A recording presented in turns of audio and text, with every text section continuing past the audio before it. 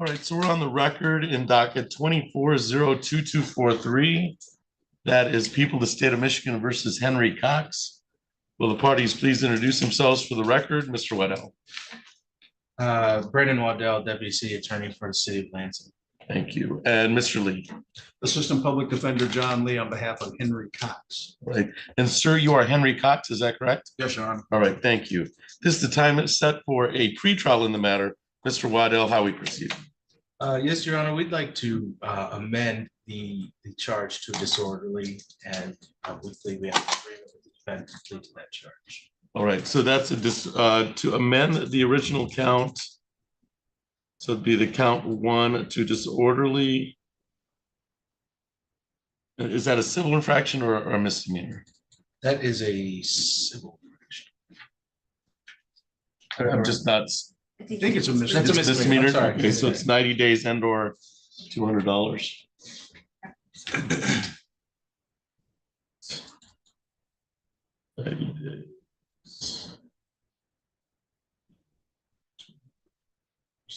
And is that a fair statement, Mr. Lee? Yes, it is, Your Honor. All right. May I inquire of your client of his advice of rights? So it's a plea to the amended count 1 of disorderly conduct. Yes, you may, Your All Honor. right. Mr. Cox, you understand you have the following misdemeanor trial rights in this case. This started out as a furnishing false information to a police officer. And I'm going to walk you through those rights. All right, sir? You have the right to be tried by a jury, to be presumed innocent until proven guilty. You have the prosecutor prove beyond a reasonable doubt that you are guilty. Now, the witnesses against you appear at trial. The questioning witnesses that are brought against you, you are represented today by Attorney John Lee, and he would be present to cross-examine any witnesses or contest any charges brought against you by the City of Lansing. Do you understand that, sir? Yes, Your Honor. You have the right to have the court order any witnesses appear in your defense to remain silent during the trial, not to have that silence used against you, and to testify at trial if you choose to testify. If your plea is accepted, you give up the claim the plea was a result of any promises other than what we've stated on the record. So it's a dismissal of the original filing a false police report or filing a false information, and you'll be pleading guilty to the 90-day disorderly conduct. Is that your understanding, sir? Yes, Your Honor. All right. You'll appeal any conviction or sentence pursuant to the plea. You'll also be giving up the right to appeal anything from a trial. Since you won't be having a trial today, you'll be pleading guilty to the disorderly conduct instead. Is it still your wish today to waive your jury trial rights and plead guilty to the disorderly conduct, the 90-day misdemeanor? Yes, Your Honor. All right. I'm gonna have you raise your right hand as best you can. Do you solemnly swear or affirm to tell the truth, the whole truth, and nothing but the truth under penalty of perjury? Yes, Your Honor. All right. I'll bring your attention back to that would be July 29th, 2024 at the offense location of North Large Street, East Saginaw Street in the city of Lansing, Ingham County. Were you in the city of Lansing, Ingham County on July 29th, 2024? Yes, Your Honor. And at that time, the original indication is you provided false information to law enforcement. And so is that the factual basis we're using, Mr. Lee? Yes, it is, Your Honor. All right. In order to do the factual basis for the disorderly conduct, were you stopped by Lansing Police Department in regards to an investigation? Yes, Your Honor. And at that time, did you provide them with false information? Yes, Your Honor. All right. I believe that satisfies the factual basis for disorderly conduct as a plea to the higher charge. Anything on the record in regards to the factual basis, Mr. Waddell? Nothing, Your Honor. Mr. Lee? No, Your Honor. I find the factual basis to be knowing, voluntarily, and accurately made.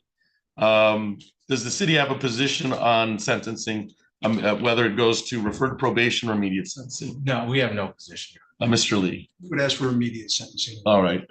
So, Mr. Cox, at this time, we're going to go to immediate sentencing on this matter.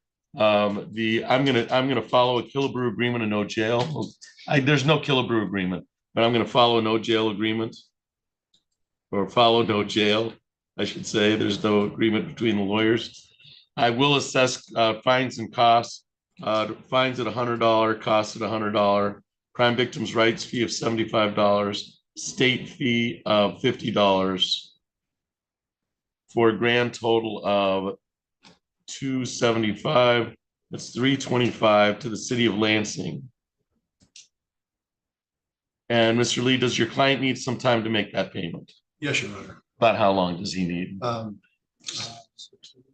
Yeah, 60 days. 60 days? All right. So we'll do the City of Lansing payment in 60 days.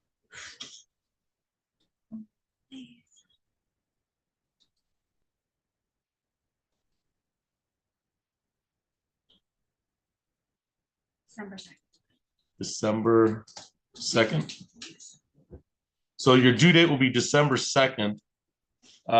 So you can kind of set up your own payment plan. You can go in there and pay $25 a week, but it all has to be paid. The $325 has to be paid to the City of Lansing. That'll be online, in person, or at the counter. All right, sir? All right. All right. You can, I think you can also do that by phone.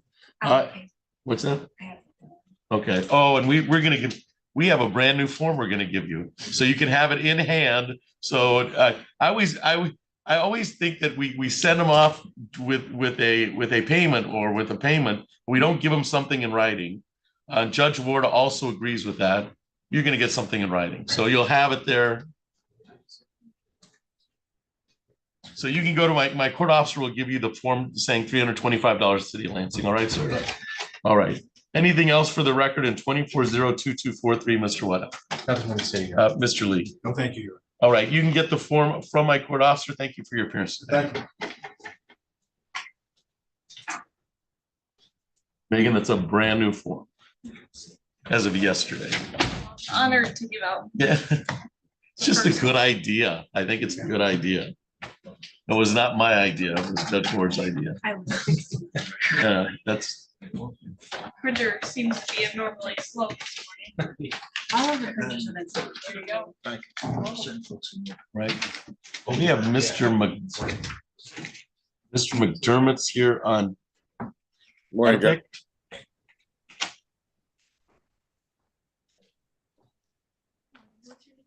Dedovic. So, Mr. McDermott, you're here on Adam Dedovic. Yes, Judge, we do have a resolution in this matter. All right. Is Mr. Dedovic here? No. We're joining us by Zoom. I'm sorry. Go ahead. We ask that you waive his presence, Judge. We do have a resolution to a civil infraction. All right. Is that a fair statement, Mr. Waddell? Yes, I believe we have a resolution. All right. Let's go ahead and so we can call that case, and you'll be accepting responsibility on behalf of your client, Mr. McDermott. That's correct, Judge. All right. Thank you. All right. So we're on the record in docket 24 L2868001. That is people of the City of Lansing versus Adam Dedovic. Will the parties please introduce themselves for the record? Mr. Waddell.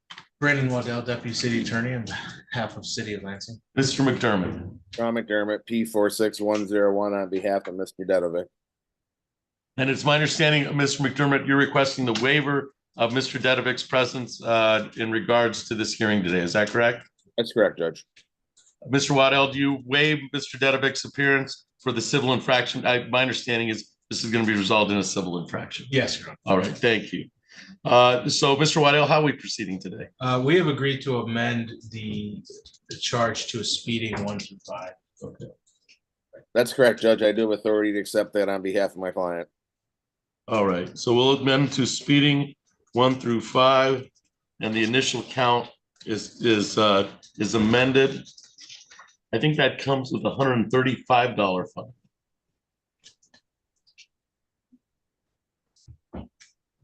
Right, you're gonna admit responsibility to that civil infraction on behalf of your client, Mr. McDermott? Yes, Judge. All right, just so we're working from the same ticket to make sure, that's ticket L2868000 for conduct that occurred on September 3rd, 2024 in the City of Lansing, Ingham County on Clemens and Mark. Upon Clemens, Natter near Marcus, you accept responsibility for Mr. Dedovic admitting to confirming that he was speeding 1 through 5 as a civil infraction. Is that fair, Mr. Dedovic or Mr. Yes, McDermott? Judge. Yes, Judge. All right, thank you.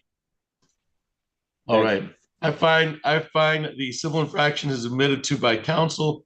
We have a $135 fine. Does your client need some time to make that payment to the City of Lansing, Mr. McDermott? We need 2 weeks, Judge. 2 weeks? Sure. All right, so we'll set $135 to the city of Lansing.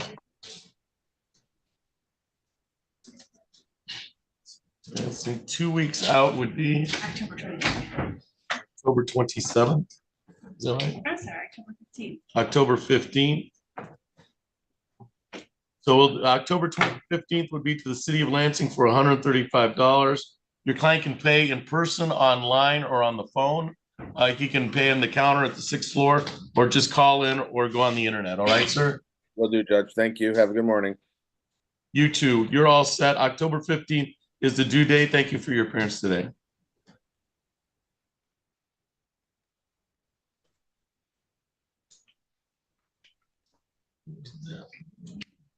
That was- Good afternoon, Mr. Flores. In the Ingham County Post, are you Andrew Bishop? Yes, sir. All right, so Mr. Bishop's there. Mr. Lee's talking to his client, I would assume.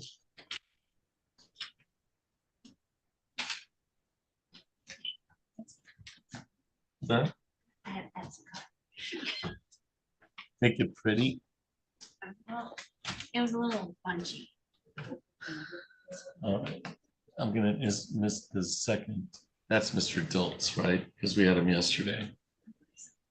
And sir, in Ingham County Jail Post 1, you are Brandon Diltz, is that correct? Yes. All right, stand by, Mr. Diltz and Mr. Bishop. I'll see your public defender will be with you in just a second. All right, sir? Thank you. Thank you.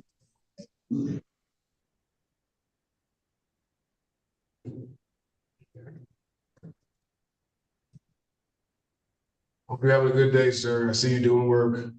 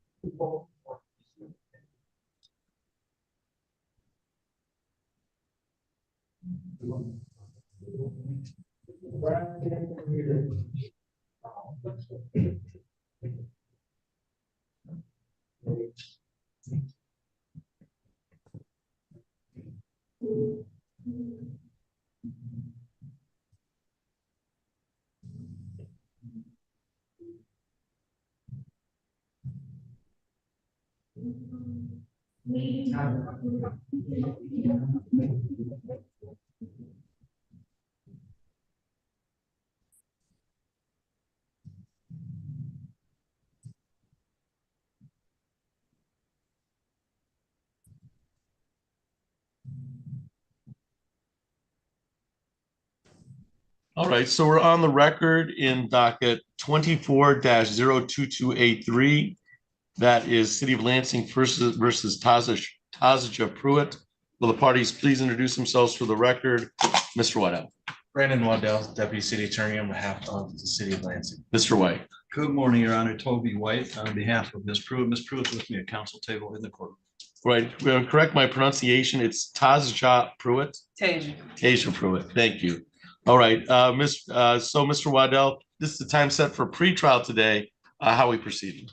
I would defer to counsel, but I understand he hasn't had the opportunity to get all the materials of the case, so we would not oppose an adjournment on their behalf. And Mr. White, that's a fair statement. You've just filed an appearance on the case. Just was retained about 4:30 yesterday. All right. So due diligence requires that I get a hold of the police reports. And so if we can set this out a couple of weeks, that should be enough time for us to set a pretrial. Absolutely. So, and the city, as indicated, the city does not have an objection to the adjournment, so I'll adjourn.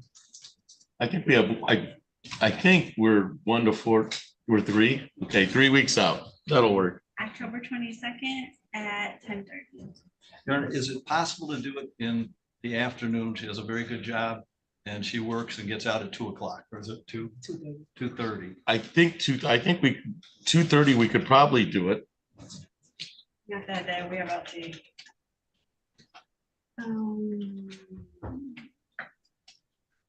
So let's see, and also we'll have this, we have to set it for city attorney in the morning. And that would be an LT day in the afternoon for us because we do LT hearings. And so let's see if we can find another date. Okay. Yeah. But we're trying to get in the afternoon to work within the schedule. Appreciate that. And we need to work with Mr. Waddell's schedule too. We'll be here. You're here. On Tuesday afternoon, 'cause we have, it's either LT or civil in the afternoon for the most part. So I'm not sure. So we generally don't have the city attorney in the afternoon. That's generally how it works.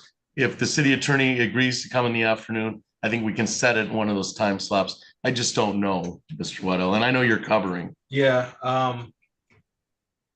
it's at 2:30. 2:30 or 3. She works till 2:30, but she can slip out a few minutes early to be here at 2:30. I think maybe for the next hearing, we can make that. All right, and we'll call and just Mr. Gehring can run down or but let's see if we can.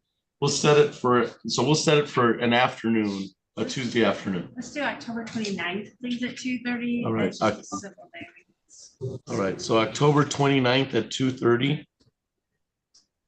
And that should accommodate some working schedule. And then we'll make sure that the city attorney at least has notice of that date. And we, all right, so and the appearance is filed, so the city attorney has a place to send any discovery materials. So your attorney can zealously represent you And we'll reset for October 29th at 2:30.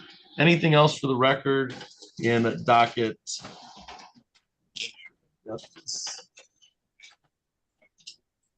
24-02283, Mr. Waddell. Nothing, Your Honor. Mr. White. Nothing further? All right, Ms. Pruitt, we'll see you here on October 29th at 2:30. You should receive notice from my court clerk. We did. No. All right, thank you. Thanks, Mr. White. Nice to meet you. We'll see you, Mr. White. See you soon, Judge. Take care.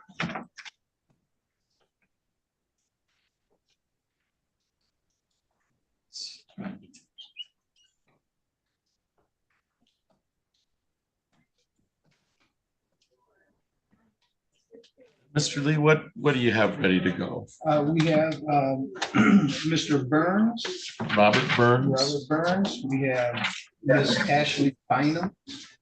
We have Jesse Moody. We have Elazar Perez. And we have LaShawn Culpepper. Brandon Dilch, is my understanding, is here on Zoom, and we're prepared with him as well. All right. Let's go on some of the, so go on Mr. Burns, and Mr. Waddell, are you ready on Mr. Burns? I'd like to talk to counsel. All right.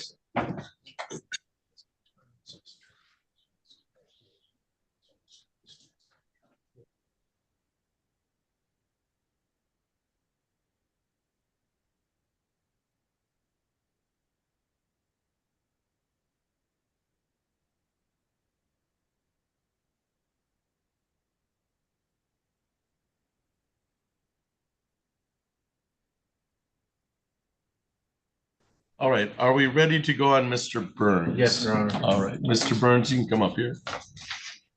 All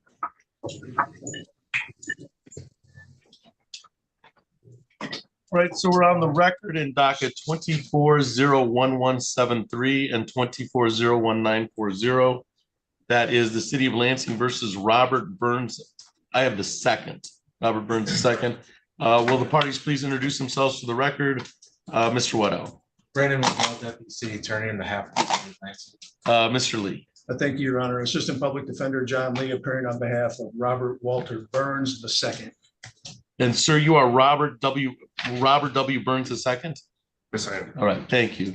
This is the time set for a pretrial in the matter. Mr. Waddell, how are we proceeding today? I would defer. All right, Mr. Lee.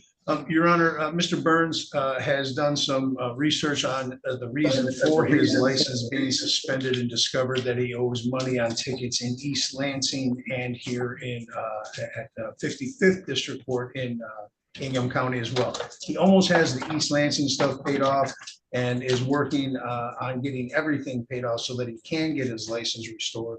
So we would ask for an adjournment for compliance. Your Honor. All right.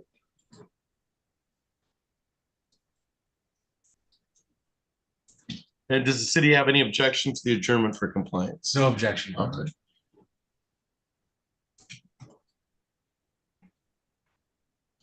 All right. So Mr. Burns, the whole issue here is to get your license back. All right. And to make sure that we have our license back. So we're going to adjourn for compliance. Make sure that East Lansing and Mason are both paid off. That's 54B and 55th. And then you can follow Mr. Lee's lead in regards to just making sure that we get compliance measures, because that's what we're looking for. We're looking to get your license back. All right. I'm going to set it 30 days out. Do you think? Yes, sir. All right. So 30 days out or in that vicinity. We can do 4 weeks or 5 weeks, which would you? 5 weeks. November 5th at 9. November 5th at 9.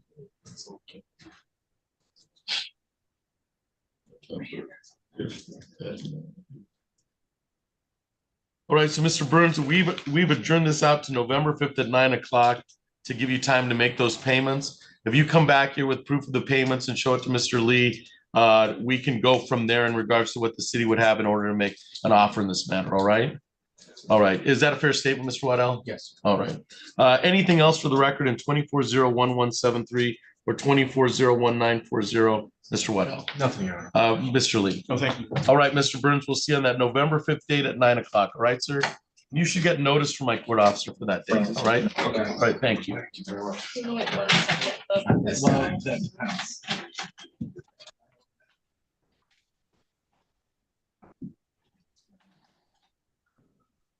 Get worse. And then Mr. You said Mr. Pfeiffer? Oh, no, Mr. Byron, Miss Byron. All right. She's on Zoom.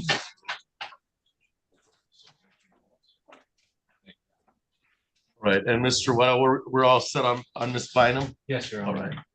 All right, so we're on the record in docket 24-02740.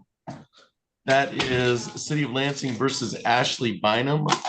Will the parties please introduce themselves for the record? Mr. Waddell, Brandon Waddell, Deputy City Attorney on behalf of the City of Lansing. Mr. Lee, Assistant Public Defender John Lee on behalf of Ashley Bynum, who is joining us via Zoom. and ma'am, you are Ashley Bynum, is that correct? Yes, I am. And you can hear me all right, Miss Bynum? Yes. All right, thank you. This is the time set for a pretrial in the matter. Mr. Waddell, how are we proceeding today? City of Lansing pretrial, or would you like to defer? I'd like to defer to. Mr. Lee? Yeah. Mr. Lee, how are we proceeding today? Thank you, Your Honor. Ms. Bynum is going to go get an alcohol assessment completed so that the city can evaluate what type of offer they might be willing to make. Therefore, we would ask for an adjournment for those purposes. All right, Ms. Bynum, you're going to get an assessment done in order for the city to make an offer. Do you know where you're going for your assessment at this point? No, I don't. Maybe Crystal Ray. All right, I know Crystal Ray does assessments, so that's a good place to start. Okay. So if you have any questions, contact Mr. Lee and he can give you some options. But I think Crystal Ray is a good place to start for your assessment.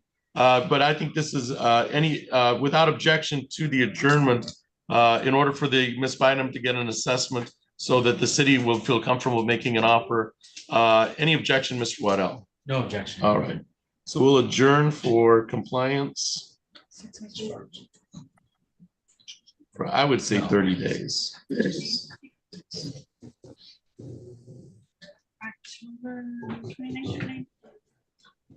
October 29th at 9.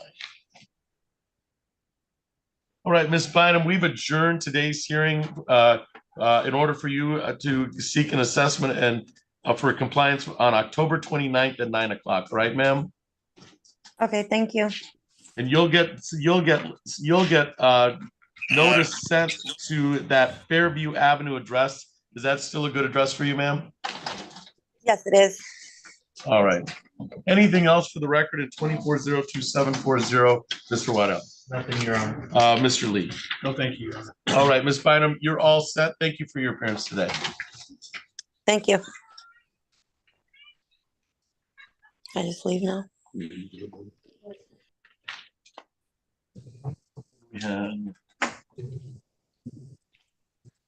have Miss Moody. Sure.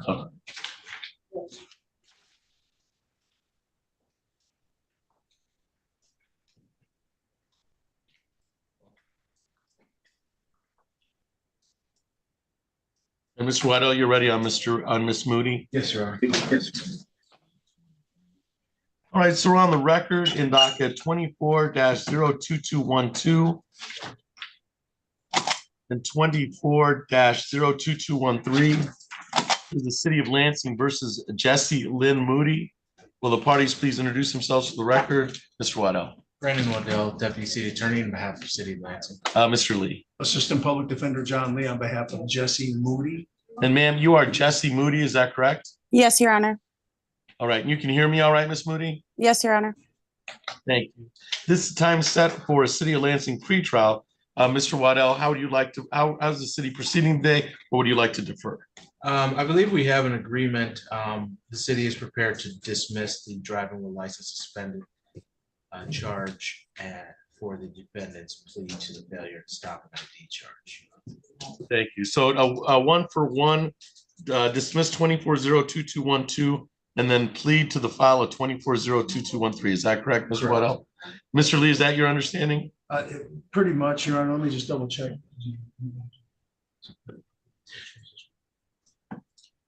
just because Joel did it. I know. Judge was gonna give us the opportunity. Let me just clarify that. So, Your Honor, the offer was if she pled guilty to the failure to stop an ID at a property damage accident and completed a basic driver improvement course, the driving while license suspended would be dismissed. Okay. So did she want, so did she want some time to complete the course? Yeah, she's just learned that that's part of All the right. offer today, so she'll need a minute to be able to complete that. All right, and what options do we have for her to complete that course in regards to completing the plea I agreement? believe she's able to just contact the Secretary of State, go to the Secretary of State website All right. and schedule it. So Ms. Moody, you have, this is my understanding of the plea offer. It's a 1-for-1, a dismissal of the driving while license suspended, a plea to the fail to stop. And then along with that is to complete a course concerning what it's a driver safety course. Basic driver improvement course. Basic driver improvement course. You, that's your understanding, Ms. Mooney? Yes, Your Honor. All right. And so I think we can adjourn out for her to complete the test. Okay. Mr. Waddell, is that a fair statement? Yes. All right. And then you'll have everything in order to show Mr. Lee and Mr. Waddell and say that they can come to me and we can place this on the record. But I think 30 days is fair. All right.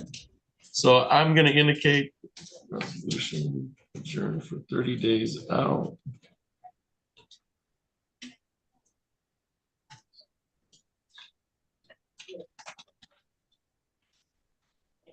And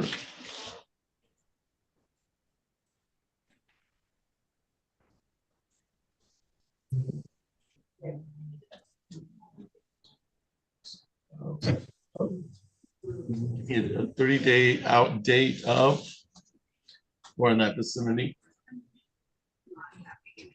Don't get mad at the computer, it's just a thing. I know, 10:29, please. What's that? 10:29 at 9, please. It's a thing that's not cooperating. I do it all the time too, so I don't, 10:29 at At 9 o'clock. 9 o'clock. I saw that face.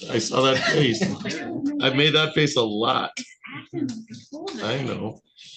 It's not even what I'm putting in here. Adjourn for-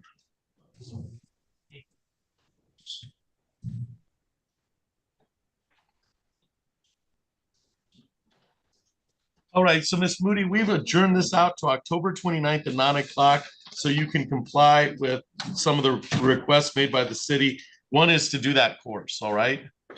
Yes. And you'll receive notice of that date sent to the Richwood address. Is that still a good address for you, ma'am? Yes, Your Honor.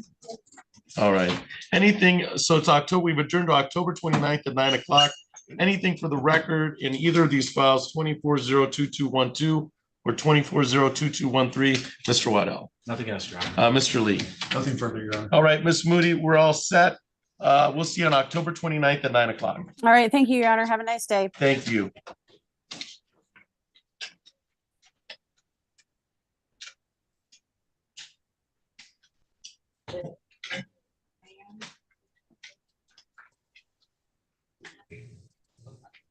Want to do Culpepper and then Dills? That would be fine, Your Honor. We also have Eleazar Perez here. All right. The last one at the 9. Mr. Gehring, how are you? Doing well, Your Honor. You? I'm good. I'm good. Mr. Waddell, it's nice to see you. Thank you, Your Honor. Back.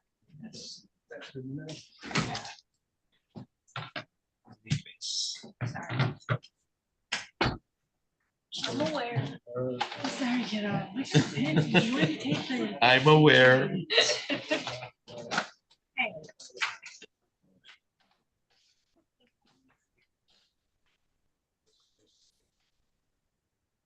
Listen, Wendy, we have to find entertainment in this job.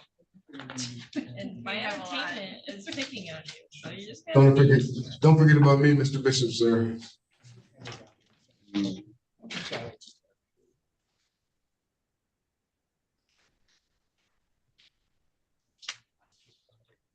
I have no problem with scheduling things.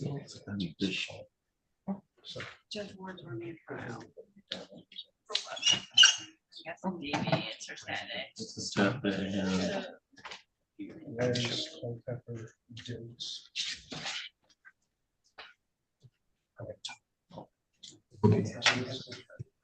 Hope you watch my videos.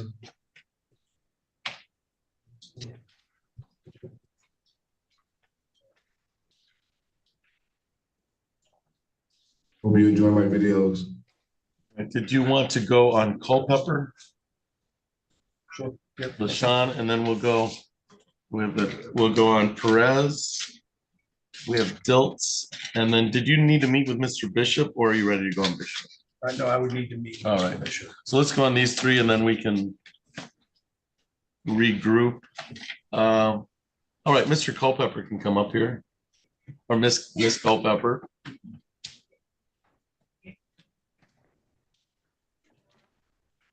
All right, so we're on the record in docket 23-00650. That is the City of Lansing versus LaShawn Culpepper. Will the parties please introduce themselves to the record? Mr. Gary. Thank you. Good morning, Your Honor. Deputy City Attorney Joel Gehring appearing on behalf of the City of Lansing. Mr. Lee. Good morning, Your Honor. Assistant Public Defender John Lee appearing on behalf of LaShawn Jean Culpepper. And ma'am, you are LaShawn Jean Culpepper, is that correct? All right, thank you. This is the time set for a City of Lansing pretrial. Mr. Gehring, how are we proceeding? At this time, Your Honor, I'm going to defer to Mr. Lee for a request of you. All right, Mr. Lee. Your Honor, I have recently had some discussions with Ms. Culpepper and new facts have come to my attention. So we would ask for an adjournment so that we can continue discussions with the city attorney in regard to potential plea in this matter. 30-day adjournment would be requested. All right, I see that we previously set this for final pretrial, and then on May 22nd, we had a fail to appear, and we've reset the pretrial. I think it's fair to grant grant an adjournment concerning any new discovery that's been made, and allow Mr. Lee to discuss anything new with Mr. Gehring. We'll reset for 30 days out, but I'm going to make a note that this is probably the last reset of the case before we put it. So we'll adjourn for 30 days. 29th at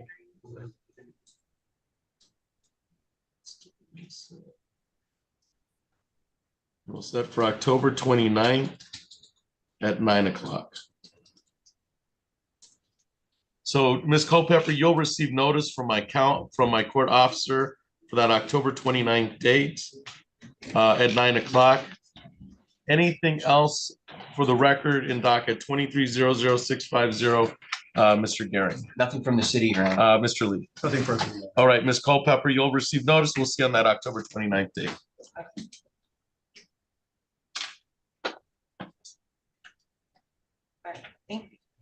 Thank you.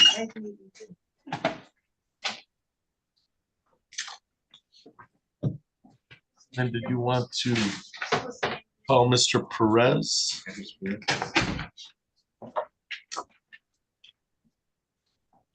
Alicia Perez. Sounds like Perez would be great, Your Honor. All right.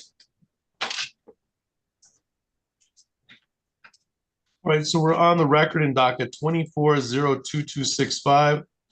That is the City of Lansing versus Eleazar Perez. Will the parties please introduce themselves for the record? Mr. Gehring. Thank you, Judge. Joel Gehring appearing on behalf of the city. Mr. Lee. Assistant Public Defender John Lee appearing on behalf of Eleazar Perez. And sir, you are Eleazar Perez, is that correct? Yes, sir. Thank you. This is the time set for a City of Lansing pretrial. Mr. Gehring, how are we proceeding? Your Honor, I think we have reached an agreement in this matter where Mr. Perez will plead to the hinder and oppose offense, the misdemeanor, and the city will no longer pursue the misdemeanor trespass. Excuse me, I guess we're flipping that. He's going to plead to the trespass and we will drop the hinder and oppose.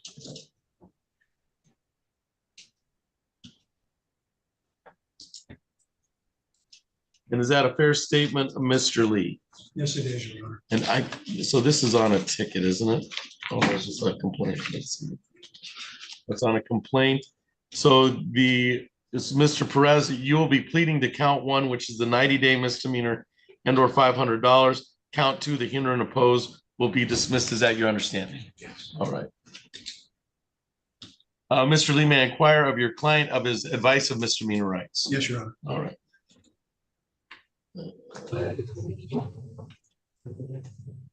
It's 9,500.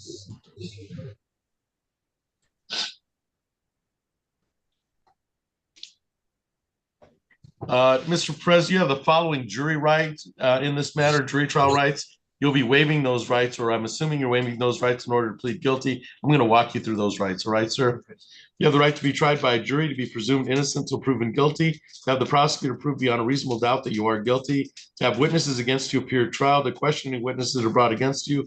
You are represented today by Attorney John Lee, and he would be present at a trial to contest any charges or cross-examine any witnesses by the city of Lansing. Do you understand that, sir? Yes.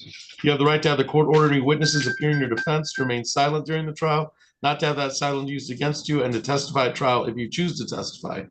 If your plea is accepted, you'll give up the claim the plea was a result of any promises other than what we've stated on the record, or threats that it was not your choice to plead guilty. You'd also be giving up the right to appeal anything from trial. Since you won't be having a trial, you'll be pleading guilty instead to the trespass count.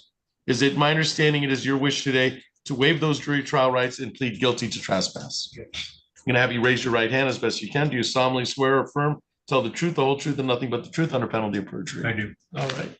Let's bring your attention back to March 7th, 2023 at the offense location of 1215 City of Michigan, 1215 East Michigan, City of Lansing, Ingham County. Were you present on East Michigan Avenue in the city of Lansing, Ingham County on March 7th, 2023? Yes. And at that time, were you told to leave the premises that you did not own, or did you stay after you were told to leave the premises? I stayed after. All right. And you knew at the time that you were to leave the premises, and you did not. All right. Is that a yes, sir? Yes. All right. Sorry. No worries. Anything towards the trespassing count, Mr. Gary? Nothing from the city. Mr. Lee? No, Your Honor. I find the factual basis for trespassing to be knowing, voluntarily, and accurately made. Mr. Gehring, did you have an opinion on whether this needs to be referred to probation or whether we can go to immediate sentencing? I would defer to you, Your Honor. All right, Mr. Lee. We would request immediate sentencing. All right. So we'll go to immediate sentencing. Any allocution, Mr. Gehring? None. All right. Mr. Lee. Only that Mr. Perez has accepted responsibility in this matter, cooperated with the court, and is otherwise a very peaceful citizen. He does suffer from some mental illness and has recently been diagnosed with a brain tumor that has impacted some of the choices he has made. He's expressed remorse to me and asked the court to consider that in sentencing. All right, thank you. Mr. Perez, is there anything you'd like to say to the court before the court passes sentence? All right. So as to the immediate sentencing, I'll order no jail time. That there is a fine and cost measure associated with, so fine of $100, cost of $100, crime victims' rights fee of $50. Crime victims' rights fee of $75, state fee of $50, for a grand total of $325 to the city of Lansing. Does your client need some time to make that payment? Yes, Your Honor. All right. About how long? 60 days. 60 days. All right. So we'll do 60 days out to make a payment to the city of Lansing, or that'll be the due date. December 2nd. So it'll be December 2nd to the city of Lansing. This will be also as abstracted as the trespass on your criminal history. But so you can make up whatever payment plan you want as long as it's all paid by December 2nd. All right, sir? All right. Anything else for the record? And you can make payment online, in person, or by phone. All right, to the city of Lansing. Anything else for 24-02265, Mr. Gary? No, Your Honor. Mr. Lee? Nothing further, Your Honor. You're all set, Mr. Perez. Thank you. very much. You too. What's that? Oh, excellent. I like that form. Alex, Did you want to go on Mr. Dilts? Yes, please, Your Honor. So, Mr. Dilts, we'll call your case. So we're on the record in docket 24 L2875991. That is the City of Lansing versus Brandon Dilts. Will the parties please introduce themselves for the record? Mr. Gehring. Thank you, Your Honor. Deputy City Attorney Joel Gehring on behalf of the city. Mr. Lee. Assistant Public Defender John Lee on behalf of Brandon Lee Dilts. And sir, you are Brandon Lee Dilts, is that correct? Yes, I am. And you can hear me all right, Mr. Dilts? Yes. All right, thank you. This is the time set for a City of Lansing pretrial on this matter. Mr. Gehring, how are we proceeding? Your Honor, at this time, I will defer to Mr. Lee for a request. All right, Mr. Lee. Thank you, Your Honor. I did speak with Mr. Dilch yesterday. He advised me that he believes that they have come into compliance on this matter. However, it was via his father. His father registered the car. So I need to contact the father to get proofs. He provided me that phone number, and we would request a short 2-week adjournment to allow that to happen. All right. Any objection to adjourning for compliance measures, Mr. Gehring? None, Your Honor. All right. And I know, so you've got to do some follow-up. Yes. Essentially. All right. I think we're straddling 2 or I have 3 weeks or 4 weeks. 3 weeks or 4 weeks. 3 weeks. All right. So 3 weeks. October 22nd. 10 o'clock. 10 o'clock. All right, so we'll adjourn this to October 22nd at 10 o'clock. So Mr. Lee can do some follow-up concerning compliance measures. Anything else for the record in docket 24 L2875991, Mr. Gehring? Nothing from the city. Mr. Lee? No, thank you, Your Honor. You're all set, Mr. Dilts. Thank you for your appearance today.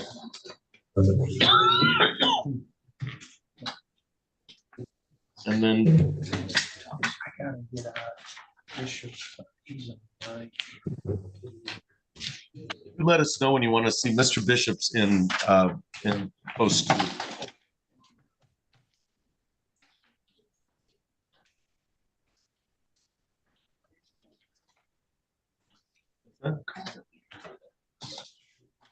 And then Mr. Lawler, we'll call your case in about 5 minutes. You're here on 10 o'clocks, is that correct? Yes, Your Honor. Thank you. All right, thanks.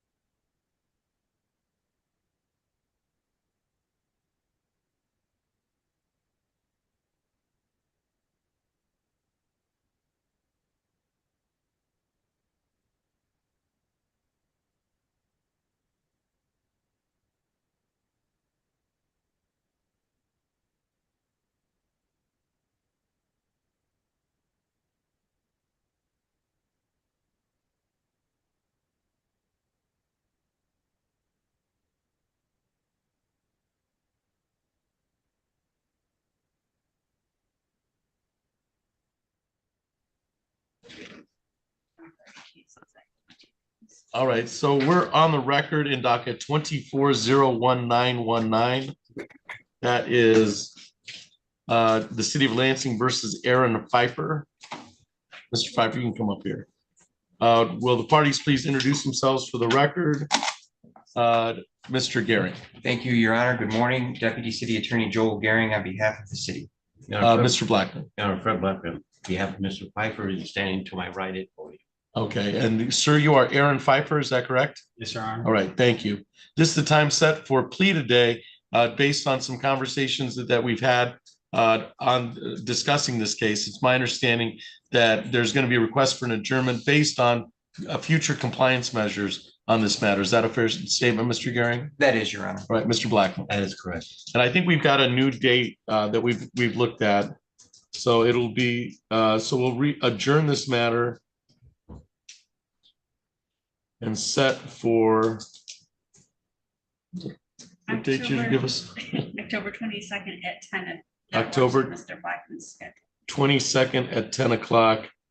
And that was the preferable date, is that correct? It is, Judge, because I got to be with Judge Wood right around that time too. So All I'll right. be in the building. All right, and then, so we've reset for October 22nd at 10 o'clock. Mr. Pfeiffer, keep in contact or talk to Mr. Blackman. He'll tell you what needs to be done in order to comply. Anything else for the record in 24-01919, Mr. Gehring? Nothing, Your Honor. Mr. Blackman? Nothing. Thank you. All right, Mr. Pfeiffer, we'll see you on that October 22nd date. Thank you. Thank you. Ryan, Yes. are you retained or? Retained. Okay, thank you. It just matters what color I throw in here.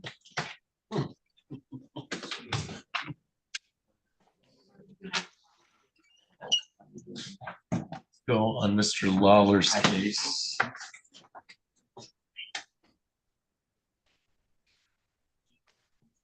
All right, Mr. Lawler, we're ready to call your files. We're on the record in docket 24-03425. That's Ingham County Treasurer versus 1913 New York Avenue LLC.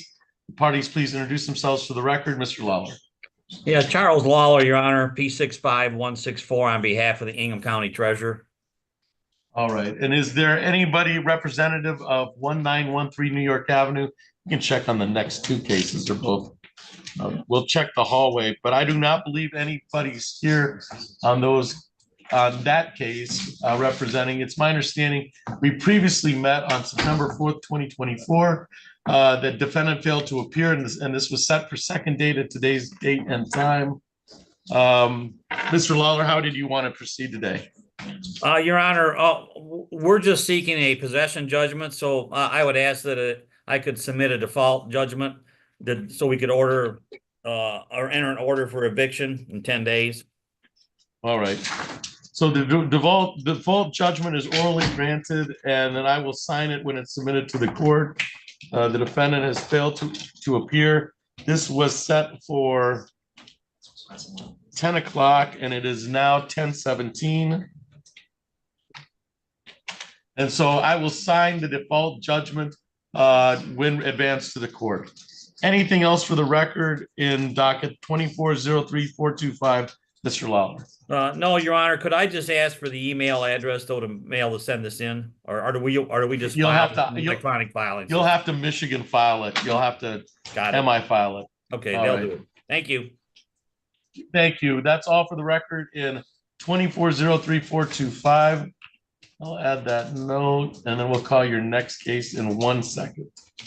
Thank you, Your Honor.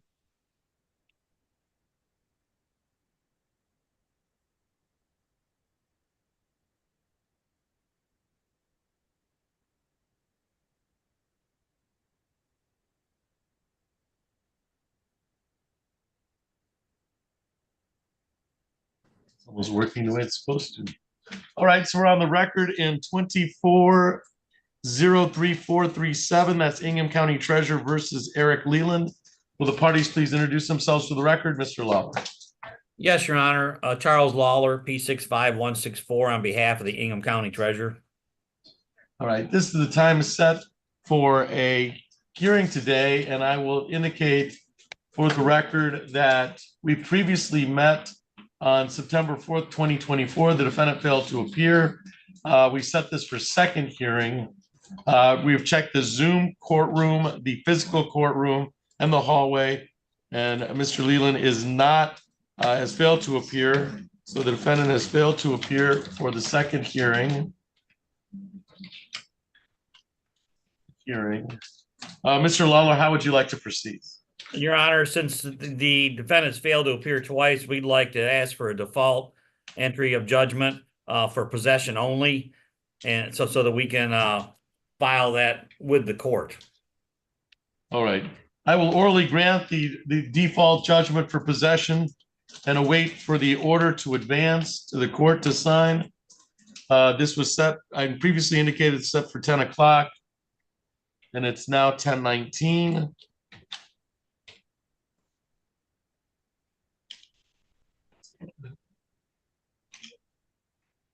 And so I will sign the order when it's advanced to the court. Anything else, Mr. Lawler, on docket 2403-437? No, Your Honor. Thank you. Have a great day. You too. Thank you.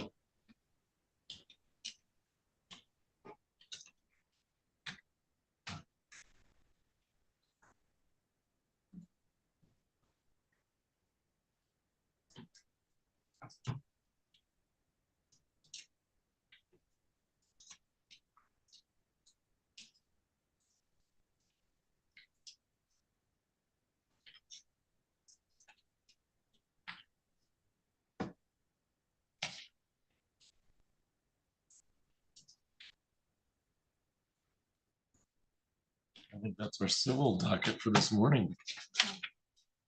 Huh? Yay.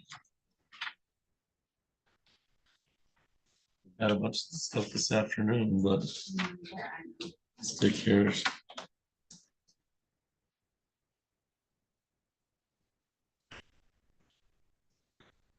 We'll let Mr. Lee talk to his peeps. My name's Dan Duchesne. Shane? Dan Duchesne. Dan Duchesne. I'm a new assistant city attorney. It's nice to meet you, Mr. Duchesne.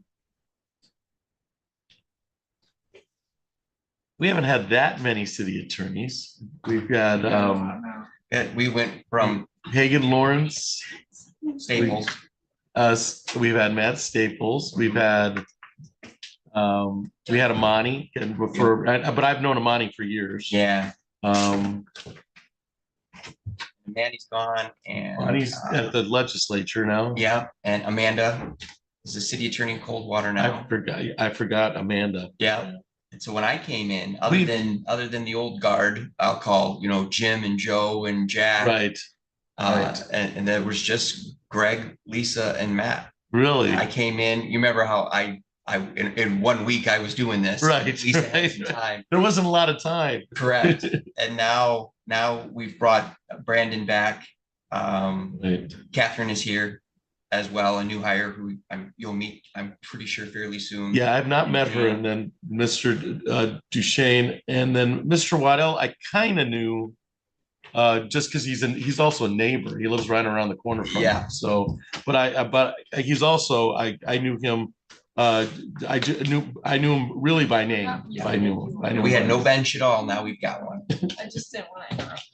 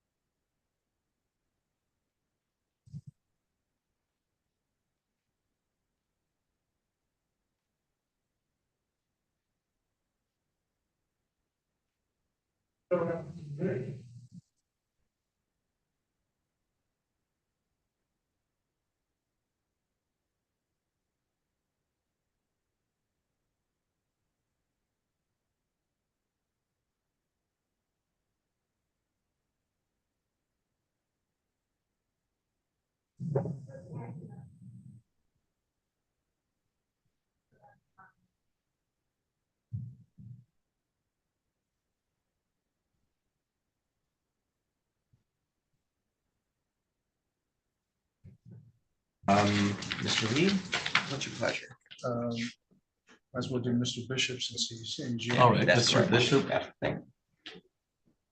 All right, Mr. Bishop, we'll call your case. We're on the record in docket 24-01167.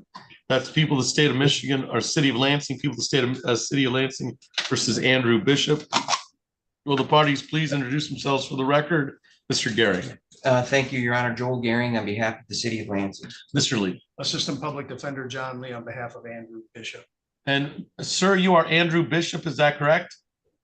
Yes, Your Honor. And you can hear me all right, Mr. Bishop? I can. All right, thank you. This is the time set for pretrial in the matter. Mr. Gehring, how are we proceeding? At this time, Your Honor, I believe we're going to go ahead and set this for a final pretrial. Okay. We'll set for final pretrial on October 22nd at 8:30. and that's a fair statement, Mr. Lee. We're going to set for final pretrial on October 22nd at 8:30. Yes, Your Honor. All right. All right. So we have set this for October 22nd at 8:30. Anything else for the record in 24-01167, Mr. Gehring? Nothing, Your Honor. Mr. Lee. Just one other matter, Your Honor. Mr. Bishop had a failure to appear on this file. He spent the last 3 weeks in jail. Would the court be willing to grant him a personal recognizance bond between now and his final pretrial? What's his bond? It's 300 cash surety. Yes, sir. And he's got 21 in on the file. Since he was picked up on the failure to appear. On the I'm not sure failure to what the appear. total on the file is. Mr. Gehring. No opinion, Your Honor. All right. Yeah, this was initially a 300 PR bond, and then after the fail to appear. So, Mr. Bishop, you understand how important it is for you to appear for court now. You got 3 weeks in on the case. All right. I do. I do. All right. I'll reinstitute the original PR bond, the $300 PR that was set on the matter. Now that means you have 21 days, but once you're let out, you won't be receiving credit on the file. You understand that, Mr. Bishop? Yes, sir. All right. So I'll grant the motion to modify the bond 300 PR. There continues to be a no contact order with Alexander Moore. Yes.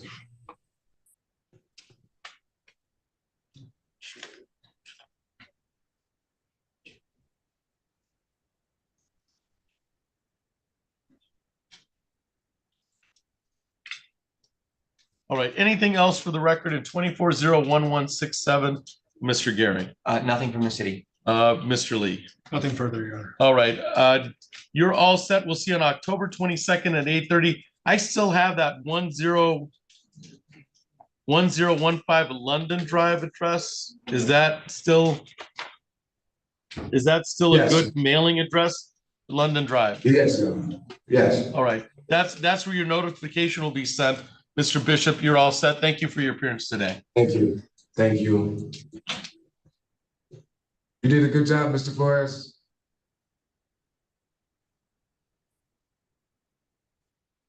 Thank you, Mr. Bishop. You're all set.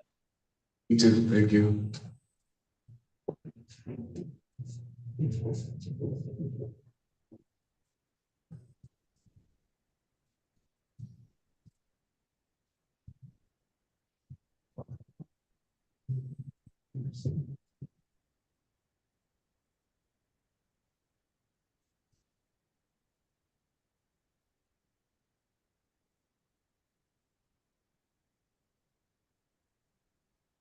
Does that mean I get to be let go today? Yeah. This is torture. I totally will go to court anytime.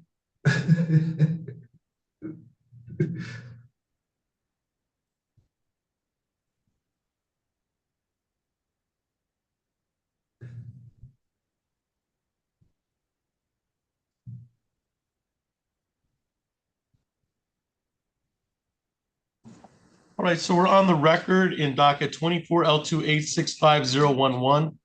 That is the city of Lansing versus Mohammed Katham. Will the parties please introduce themselves for the record? Mr. Garrett. Good morning, Your Honor. Attorney Joel Gehring on behalf of the city. Mr. Lee. Assistant Public Defender John Lee on behalf of Mohammed Kathiam. And sir, you are Mohammed Katham? Thank you. This is the time set for pretrial in the matter. Mr. Gehring, how are we proceeding? At this time, Your Honor, the city is willing to dismiss this matter. Mr. Kathiam has demonstrated that he had a valid license at the time, did not have it on him. But we're willing to go ahead and dismiss that now that he's demonstrated that to us. All right. And that's a fair statement, Mr. Lee. Yes, Your Honor. Okay, so the city moves to dismiss, will dismiss without prejudice from the ticket, which is kind of perfunctory for that we could reissue, the city could reissue if they choose to. Realistically, the case is dismissed today. All right, sir. Anything else for the record in 24L2865011, Mr. Gehring? Nothing, Your Honor. Mr. Lee? Nothing further, Your Honor. All right, Mr. Kathiam, you're all set. Thank you for your appearance today.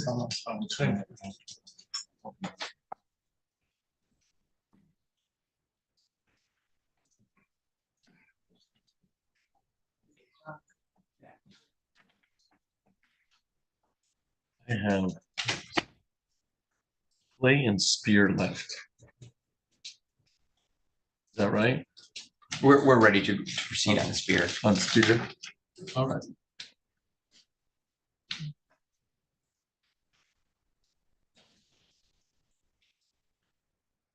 Oh, and Howell. I have Howell too. I've not seen Clay or Howell. All right, that's. All right, Mr. Spear, you can come up here.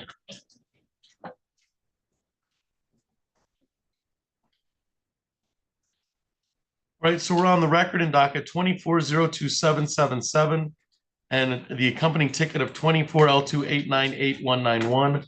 That is the city of Lansing versus Matthew Spear. Will the parties please introduce themselves for the record?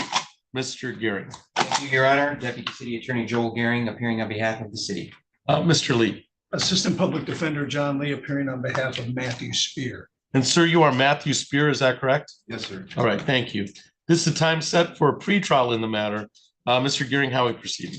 Your Honor, we have agreed to amend the misdemeanor knife charge to a disorderly conduct, and Mr. Spear will plead to both that disorderly conduct as this disorderly conduct, as well as the civil infraction bike reflector charge.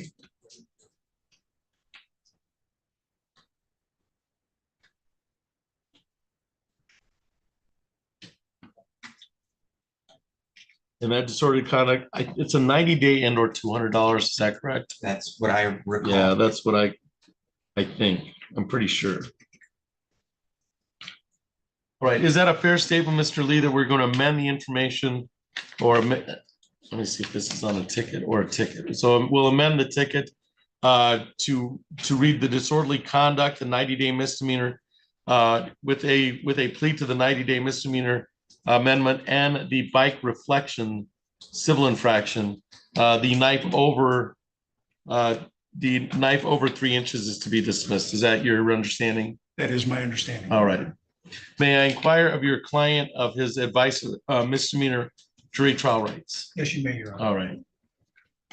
Mr. Spear, you understand that the penalty for disorderly conduct is 90 days and or $200. Do you understand that, sir? All right. So you'll be giving up the following jury trial rights if you plead guilty today, and I'm going to walk you through those. All right. You have the right to be tried by a jury, to be presumed innocent until proven guilty, to have the prosecutor prove beyond reasonable doubt that you are guilty, to have witnesses against you appear at trial, to question any witnesses that are brought against you. You are represented today by Attorney John Lee, and he would be present to cross-examine any witnesses or contest any charges brought against you by the people of the state of Michigan. Do you understand that, sir? Yes. You have the right to have the court-ordered witnesses appear in your defense, remain silent during the trial, not to have that silence used against you, and to testify at trial if you choose to testify. Excuse me. If you're please accepted, you'll give up the claim that the plea result was any promises other than what's been put on the record, or threats that it was not your choice to plead guilty. You'd also be giving up the right to appeal anything from trial, since you'll be pleading guilty to disorderly conduct instead. Is it your wish today to waive your jury trial rights and plead guilty to the disorderly conduct charge? Yes, it is. All right. I'm going to have you raise your right hand as best you can. Do you solemnly swear or affirm to tell the truth, the whole truth, and nothing but the truth under penalty of perjury?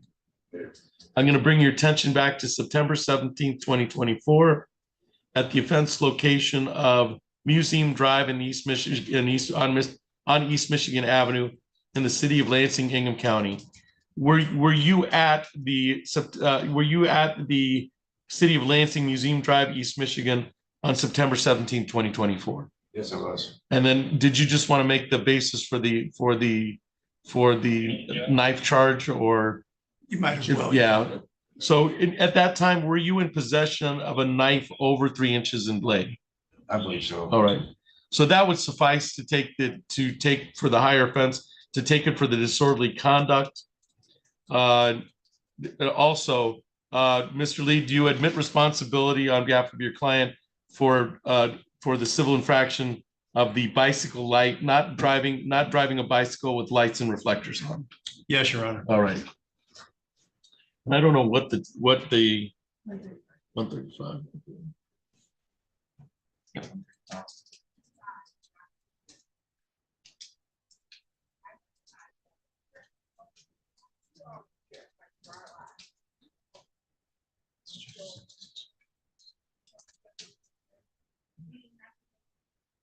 Any objection to immediate sentencing today from the city, Mr. Gary? None, Your Honor. Mr. Lee? No, Your Honor. All right.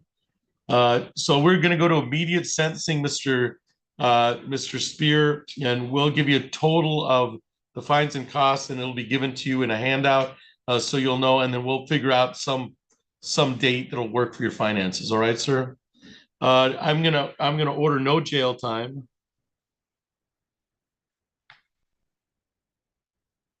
We have a fine of $100, cost of $100. Crime victims' rights fee of $75, state fee of $50. So that's $325. And then on the other ticket, it's $130 for the reflection, bike reflector. 130. 130? 135. 135. So a grand total of $460 to the city of Lansing.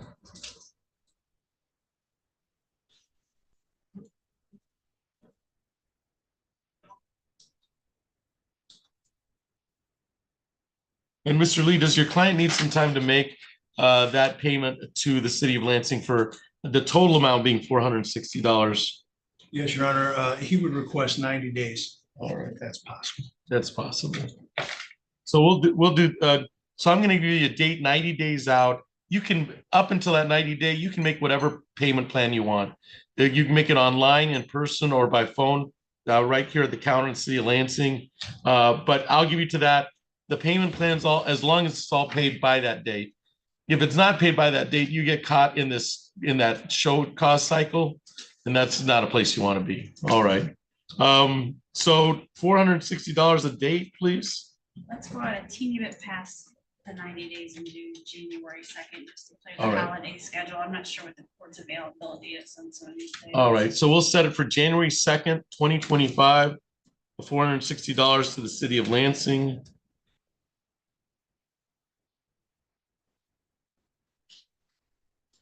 All right, and you'll receive notice of that. All right, sir.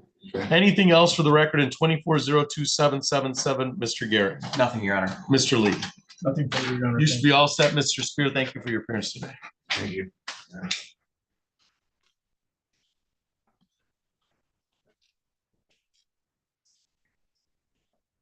Judge, I just checked the hallway for the other two and no one was out No there, one- so. okay.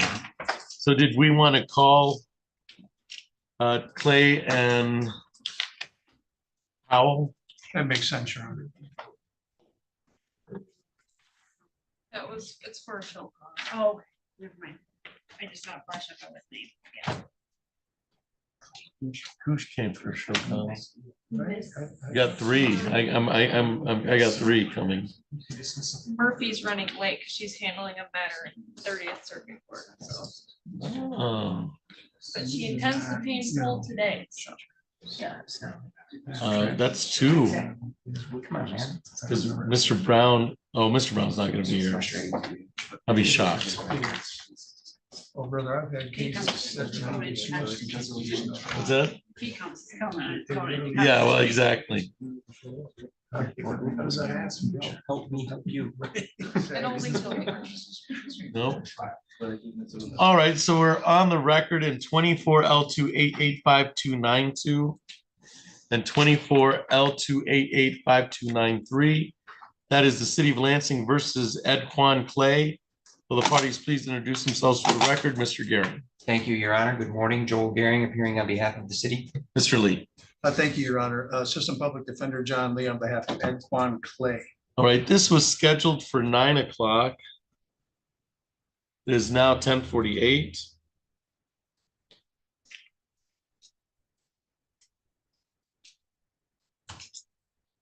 I do not see Ed Quan Clay in the Zoom courtroom, physical courtroom. I know we've checked the hallway for Mr. Clay. It would appear that the defendant has failed to appear for his pre-trial. Mr. Gehring, how would you like to proceed? The city would request a bench warrant at this time, Your Honor. Mr. Lee. I have not had any contact with Mr. Clay to be able to offer the court any Right. explanation for his not appearing. All right, I'll issue a bench warrant and or bond forfeiture with a 48-hour hold. Since there's no prior fail to appear in this matter, and these are all both look like vehicle tickets, I think. That's correct. Yeah. So I'll issue a bench warrant and bond forfeiture for the non-appearance with a 48-hour hold. Anything else for the record in 24L2885292 or 593, Mr. Gehring? Nothing from the city. Mr. Lee? No, Your Honor, thank you. All right, we're all set on those two files. And then let's go ahead and call Ms. Howell. So we're on the record in docket 24L2878021. That's City of Lansing versus Catherine Howell. Will the parties please introduce themselves for the record? Mr. Gehring. Thank you, Your Honor. Joel Gehring on behalf of the city. Mr. Lee. Assistant Public Defender John Lee on behalf of Catherine Howell. Right, this was scheduled for 9 o'clock for City of Lansing pretrial. It is now 10:50. And it would appear that the defendant is not on the Zoom, in the Zoom courtroom, in the physical courtroom, and we've called the hallway. It would appear the defendant has failed to appear for the City of Lansing pretrial. Mr. Gehring, how would you like to proceed? At this point, Your Honor, we would ask for a bond and bench warrant. All right. Mr. Lee, any comment? No comment, Your Honor.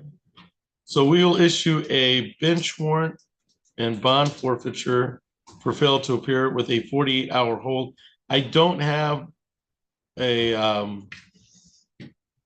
fail to appear. I have that arraignment failed to appear, but that's all done by mail. So we'll issue bench warrant and bond forfeiture, but we'll put it with a 48-hour hold at this time. Anything else for the record in 24L2878021? Mr. Gehring. Nothing, Your Honor. Mr. Lee. Nothing, Your Honor. We're all set. Thank you for your appearance today. Appreciate it. Thank you, sir. Thank you.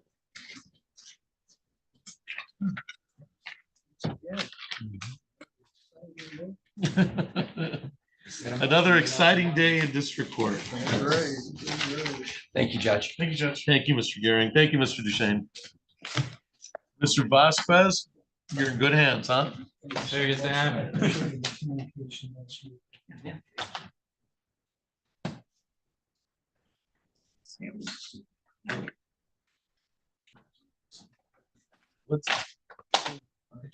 We'll wait for. Take care. Yeah, nice to meet you. We'll see you. Anderson's a show cause this afternoon. It's that judgment no probation thing that RJ paid. They were told they had to do a program and pay fines more than likely, and they failed to do the program. I guess. That one, that's not, that's an RJMP, but that's not the one that we were trying to figure out. No, this is just. What RJMP meant. This is just an example. All right, of this is community example of courtroom. RJMP. Yeah, so that's what happens, and we have one of those, and they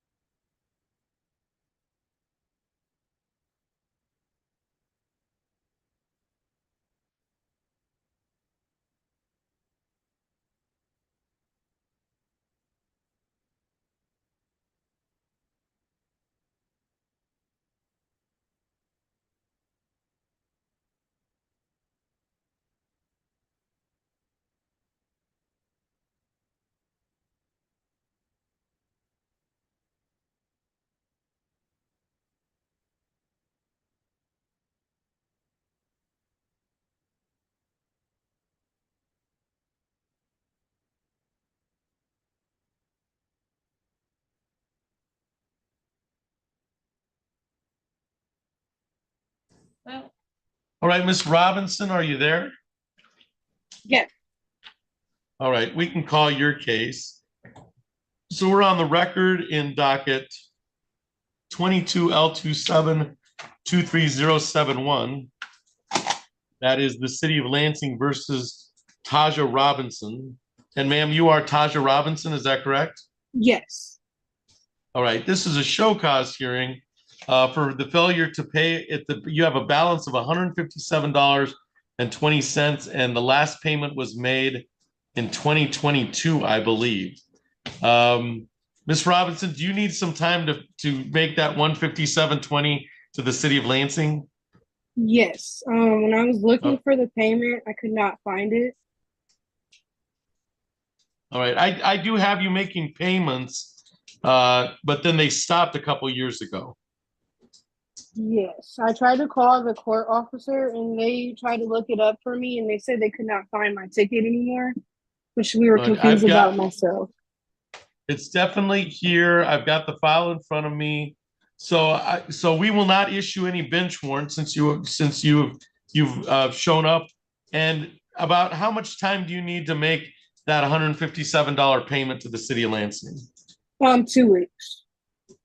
2 weeks. So let's put it 2 weeks out. Okay, so we'll do an extension for 2 weeks. And that'll be till October 15th. Okay. 2024 for the balance of $157.20. Ms. Robinson, if you don't make the payment by the October 15th date, that can be paid online, in person, or by phone. But if you don't make it, you'll just get caught in the show cause cycle, and you want to avoid that because you don't want a warrant for you. That you want to avoid the warrant being requested for you. All right, ma'am? Yes. All right. So it's $157.20, and it'll be due October 15th to the city of Lansing. Do you have any questions of me, Ms. Robinson? I do not. Thank you. All right. You're all set, Ms. Robinson. Thank you for your appearance today. Thank you.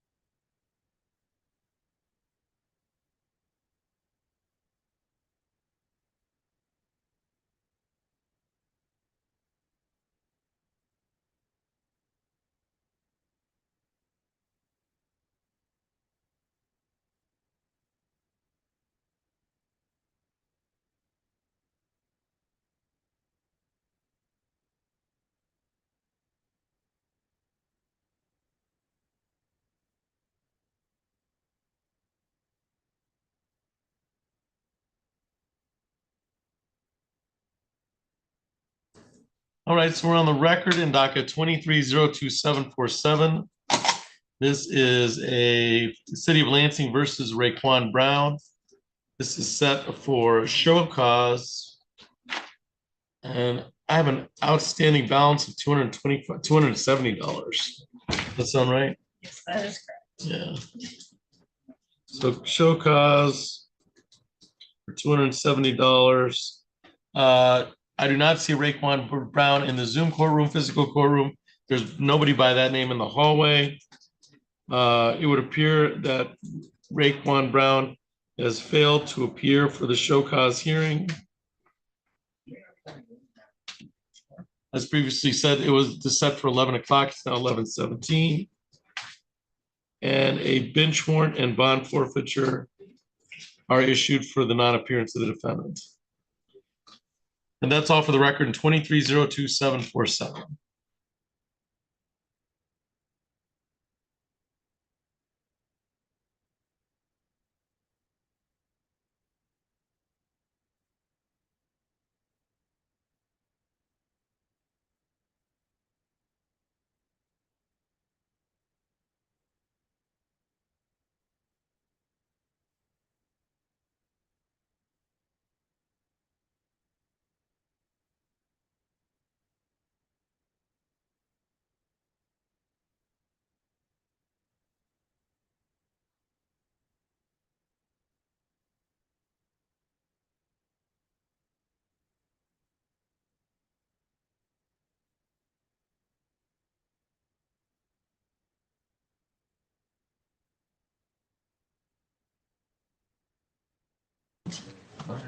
All right, so we're on the record in docket 23L28222721.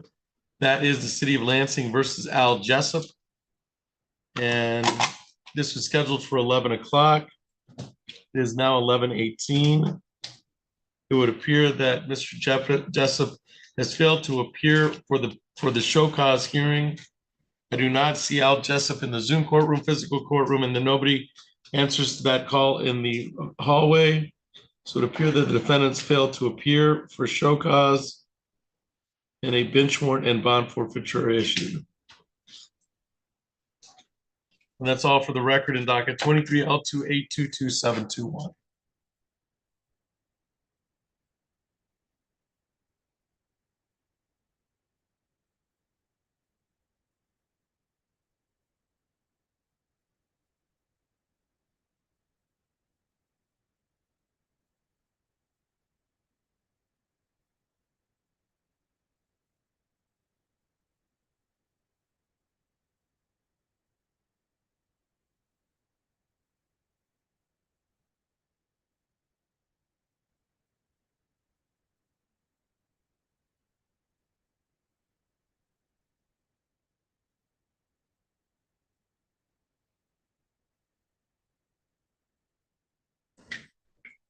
All right, so we're on the record in docket 22L2717371.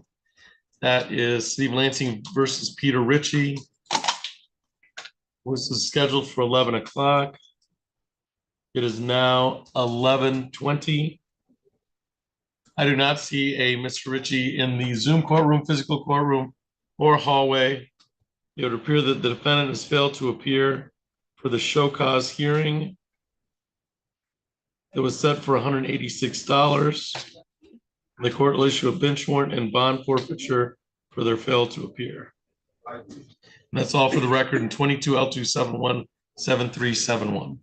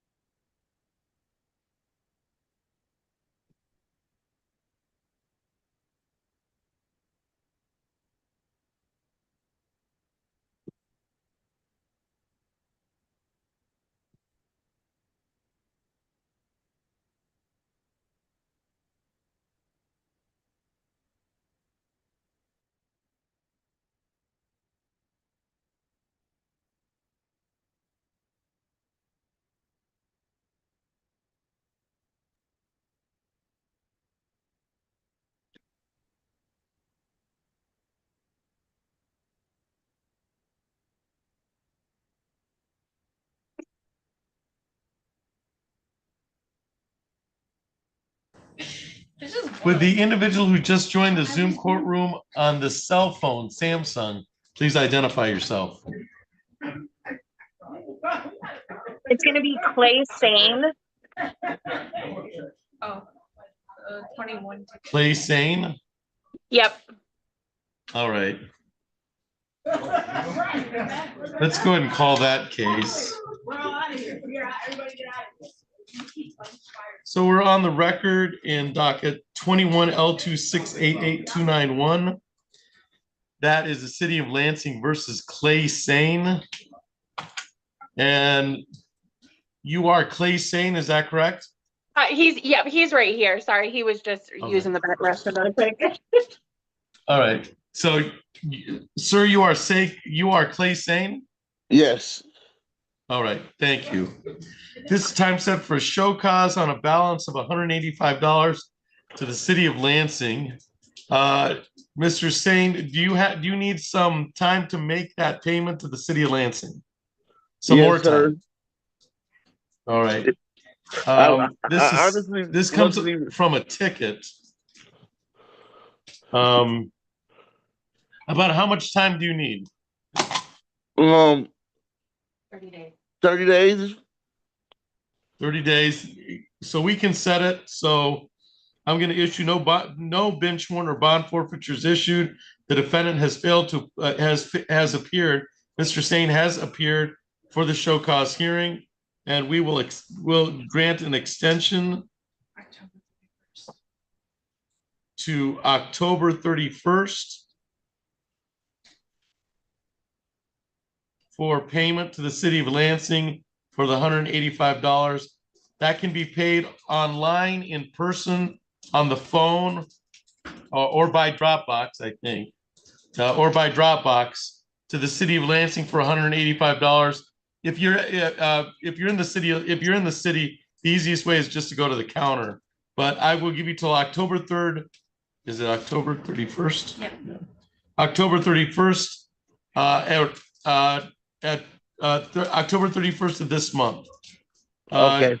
So if you don't pay by October 31st, you'll be caught in the show cause cycle, and you kind of want to avoid that. Do you have any questions of me, Mr. Sane? Yes. Does it say when and where this ticket was gotten at? Yeah, it's for a ticket that occurred on December 21st.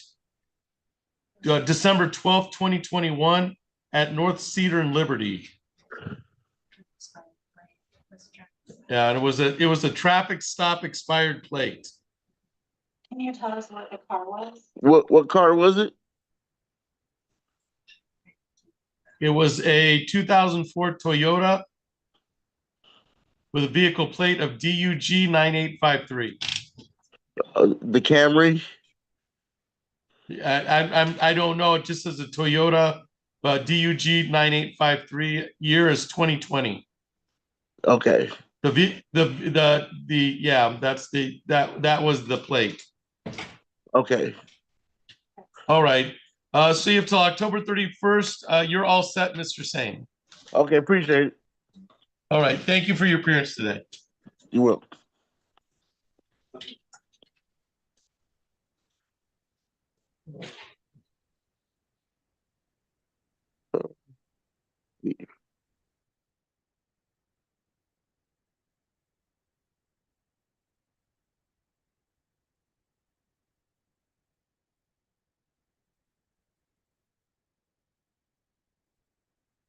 All right, so we're on the record in docket 1706045. This is the city of Lansing versus Shakir Gilliam. This time set for a show cause hearing. This is set for a balance of $956.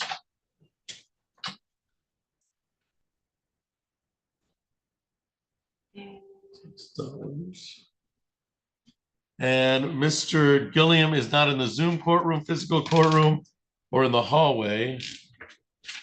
It would appear that this was scheduled for 11:30. It is now 11:52, and Mr. Gilliam has failed to appear. for the show cause hearing. And a bench warrant and bond forfeiture is issued on this case. And that's all for the record in 1706045.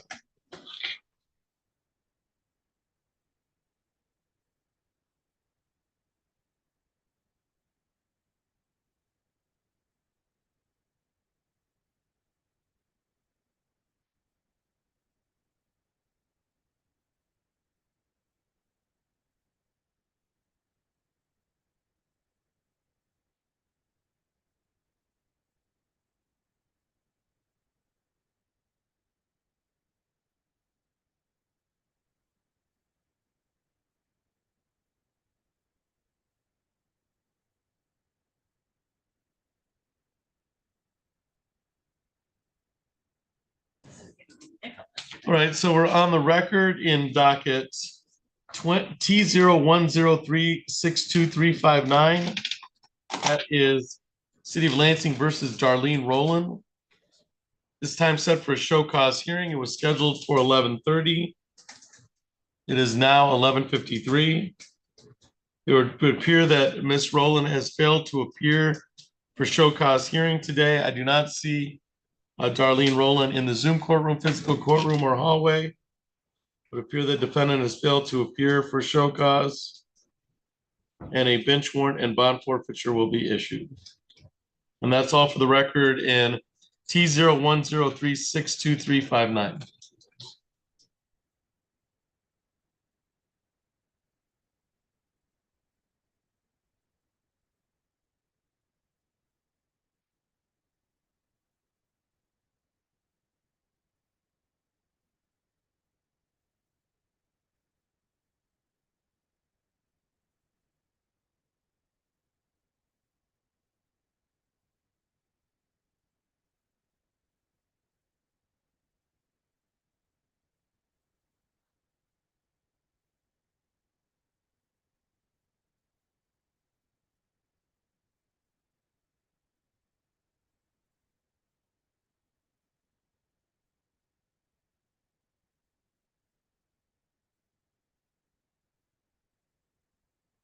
We're on the record in docket 23-02189R1, City of Lansing versus Drees Williams.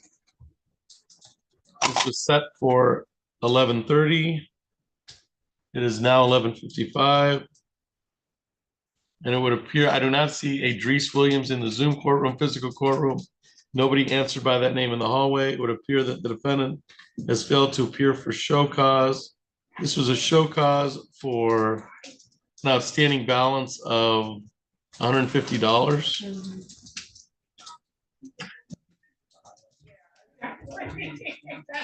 And for the defendants failed to appear, a bench warrant and bond forfeiture are issued. And that's all for the record in 23-02189.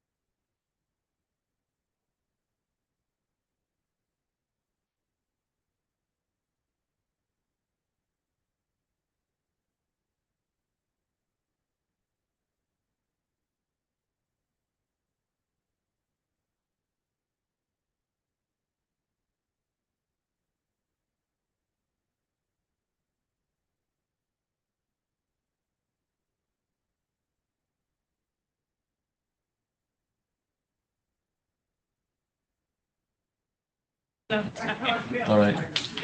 So we're on the record in docket 19L2494331. That is the City of Lansing versus Kate Murphy. This is a show cause hearing for a balance of $191. This was scheduled for 11 o'clock.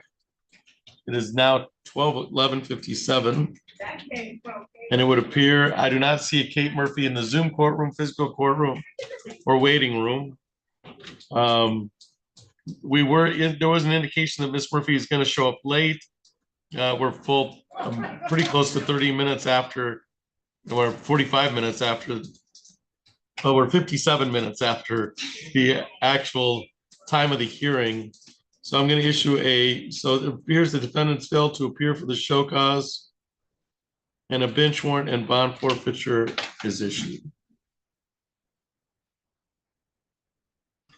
That's all for the record in docket 19L249-14331.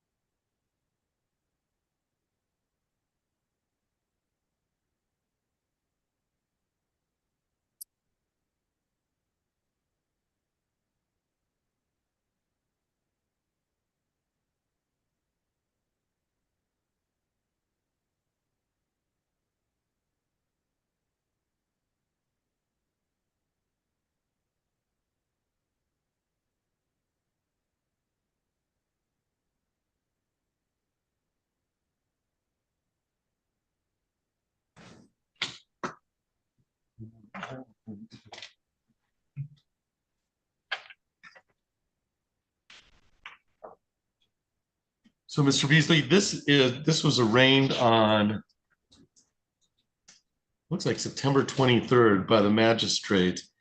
Have you reached out to see if you're going to be represented by this in this matter to the public defender's office? But they was supposed to be here, but Does But he apply? let's check in the computer to see if they filed an appearance on your behalf. If they didn't, you've got some explaining to do. All right. No, he didn't follow through. So when you say they were, what does that mean to you? Did you reach out to see if they were going to represent you? I talked to like a attorney. Okay. At the arraignment. At the arraignment. Did you reach out afterwards, after the arraignment? I don't think so. All right. So how do they know that they're supposed to be here? I guess is the problem. Because you had somebody at the arraignment for arraignment purposes only, and then you have to reach out on the probation violation.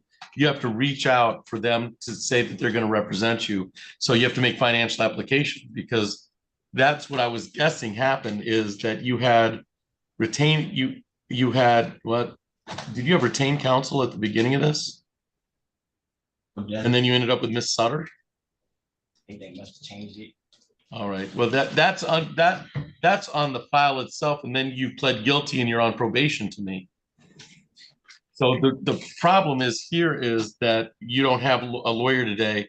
I'm assuming you want a lawyer. Yes, sir. Yeah, because if you don't have a lawyer, that means that you're on probation. Because the argument here is you violated probation, and the Killebrew was a deferred sentence. So I could take away that 769 for a status.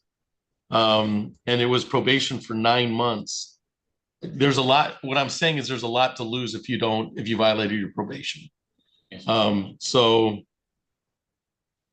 let's reset this for, so I'm going to give you a number and you need to call the number. All right. Make sure you can call the number.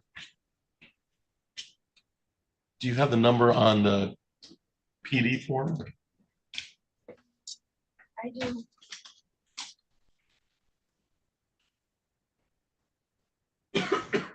This is for 10. And they told you at your arraignment what the violation was for. And the violation, so that's the public defender's number. You should call that and prioritize it so that you have somebody here to represent you. And we're going to give you a hearing date, and you should write down that hearing date. All right. And this is for, I want to make sure that you know the nature of the allegation.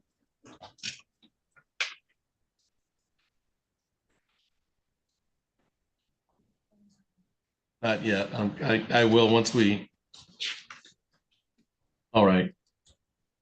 So that's for June 13th violations.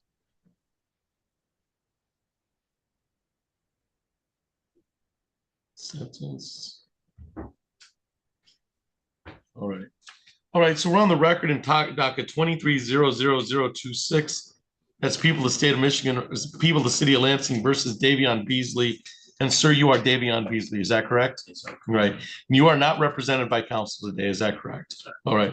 So what we're doing is we're going to adjourn this hearing to make sure you have counsel, all right? And I've given you, you have the number that for the public defender's office. You're gonna have to call them and tell them, and we're gonna reset this for hearing. Because we're set for hearing today, and I don't think you want to have a hearing without the attorney present. So we'll reset for hearing on.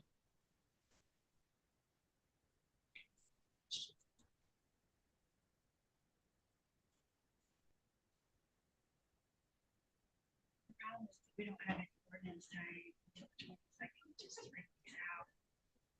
Need a hearing time.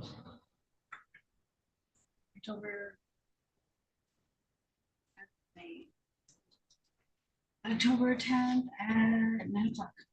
Okay, so we'll do October 10th at 9 o'clock for the hearing. Write that down and make sure you tell the public defender's office that that's the date for the hearing, October 10th at 9 o'clock. And then they may, because you have the public defender on the underlying case, they may have you fill out something else. Chances are they won't because you were indigent before. And so they're just going to appoint counsel. And it'll probably be Attorney John Lee because he's appointed to this. This is for the probation violation that should have been previously said for failing to make a payment, failing to verify hours, and failing to report. They had you, your probation officer had submitted on June 13th, and then there was a fail to appear for a probation violation on June 26th. You definitely should have a lawyer because I would think that the suggestion by the probation department, and I had to have to do a recommendation, is they're suggesting jail for probation violation. All right. So you should have a lawyer to protect you in order so that you can answer these allegations and have somebody in your corner. All right. So we've set the PV hearing for October 10th at 9 a.m. I'm going to put that you did not initially have an attorney in this matter.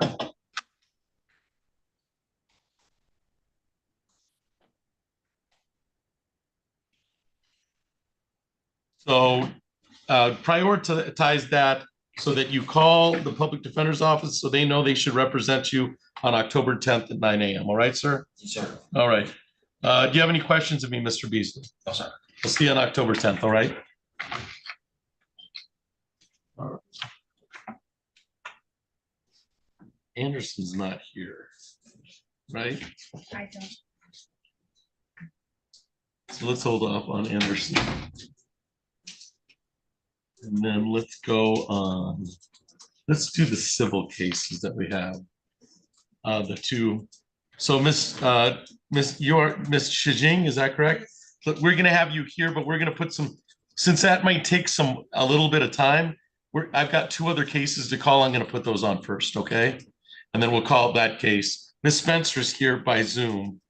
I do not see Mr. Lloyd here. So there's some question whether he's going to be here or not. But we probably are going to talk about that a little bit to make sure that we cover all our bases. Ms. Spencer, were you able to hear that? We're going to call that case. I think I've got a couple of civil matters, and then we're going to call that case. All right. All right, Your Honor. All right.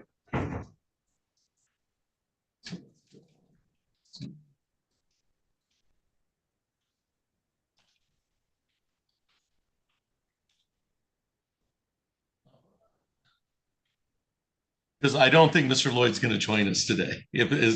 So you'll get a default order. We're going to do that for you. We're going to make sure that you have something, a copy of that, and we're going to scan it for you. Okay. All right. Depending on what happens with Ms. Spencer's motion, I kind of know what's going to happen on that. All right. Let's do funding.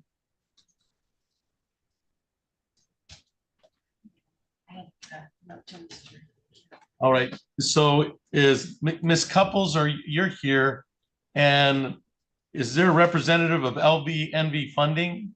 Is that Ms. Serby? Yes, Your Honor. All right, I'm gonna call that case now. So we're on the record in docket 24-02259.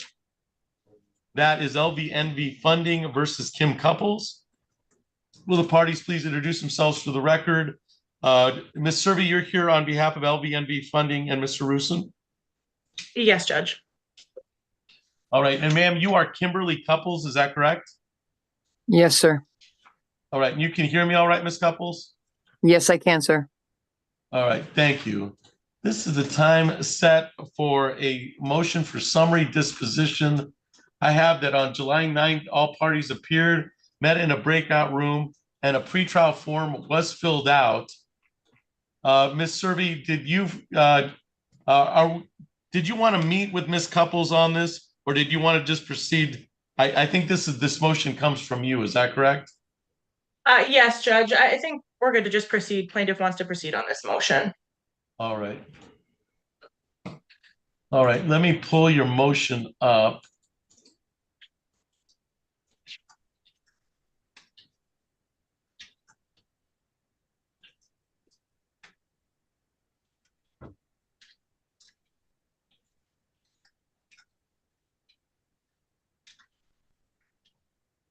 All right, I've had the opportunity to see your motion, but Ms. Serby, if you want to proceed, you may proceed on your motion for summary disposition in the matter. Thank you, Judge. Plaintiff relies upon all arguments as stated in its motion for summary disposition and brief in support, and would highlight for the court that plaintiff did serve its discovery request on defendant on or about July 18th of 2024. And those discovery requests were inclusive of requests for production of documents, interrogatories, as well as requests for admissions. As of today's date, plaintiff has not received any response to that, which brings me to the argument that failure to admit or failure to answer requests to admit are deemed admitted if not done so within 28 days, and that's pursuant to MCR 2.312. So plaintiff would request that its motion for summary disposition be granted pursuant to its breach of contract claim and unjust enrichment claim. Plaintiff attached to its motion the card agreement, the account statement showing card usage, as well as the bill of sale information, which shows how the account was transferred from the original creditor, Comenity Bank, credit card branded by Torrid, to the current plaintiff, LVNV Funding LLC. Defendant has not filed a written response to the motion either. Plaintiff would request its motion to be granted for the amount prayed for in its complaint, Judge. And what is the full amount of damages that you're requesting in regards to the motion for summary disposition at this time? $549.37 in damages. All right, that's what you had in the motion, so it's the same number. Okay. And then costs and fees as well. Right. And so I had $549.37 without costs and without the cost and fees. Is that correct? Yes, Judge, that's correct. All right, Ms. Couples, your response to the motion for summary disposition? Actually, I did try to contact Torrid back when all of this went on, because I had a family member who had personal issues with addiction, and we were all trying to gather together and correct that situation. So I had fell into some hard times, and I tried to contact Torrid, but Torrid was absolutely not willing to do anything. They said that they were sending it to a collector's. And at that point I was just like, okay, fine. I'm trying to work with you. I'm trying to, my daughter was a big girl, and that's the only place I could shop. When I went there, I had cash to pay for the clothes. They said, why don't you fill out an application? We'll save you another 30% on whatever it is you're buying. And I was like, sure, I was low on cash. So I was like, yeah, that'd be great. I did it. They gave me the card. I was actually happy to have the card, but unfortunately I did fall on bad times. I did make some payments, but I tried to contact Torrid. Torrid was not very favorable for me. I told them I would pay a partial payment. They said they wouldn't accept that, and they were just going to send it to collections. At that point, I was trying to deal with someone with an addiction that was very severe. So I was just to the point where I just said, that's fine. That's fine. Send it to collections. I'll wait for them to contact me. I'll work with them. And then when the collection company sent me the letter, they wanted proof, but I didn't really have any proof. I just had a bill from Torrid. That was all I had. I had no other proof to give them. I did try to contact the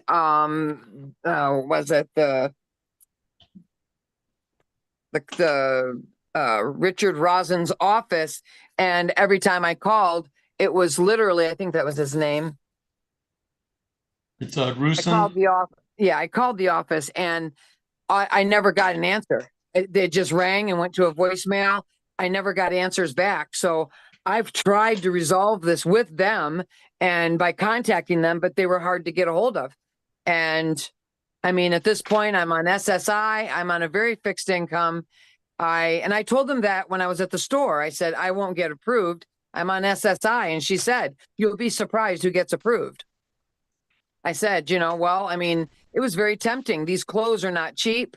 My daughter is, a size 6X, and this is the only place I can go to find clothes for. So, I mean, I was actually thinking, great, this will save me, $80 for a shirt and, $60 for a pair of pants. And, just three pair of underwear was like, $35. I mean, it was a very expensive store, but it was the only place I could go for her size. So I was actually excited that, it actually went through, and full intentions of paying that.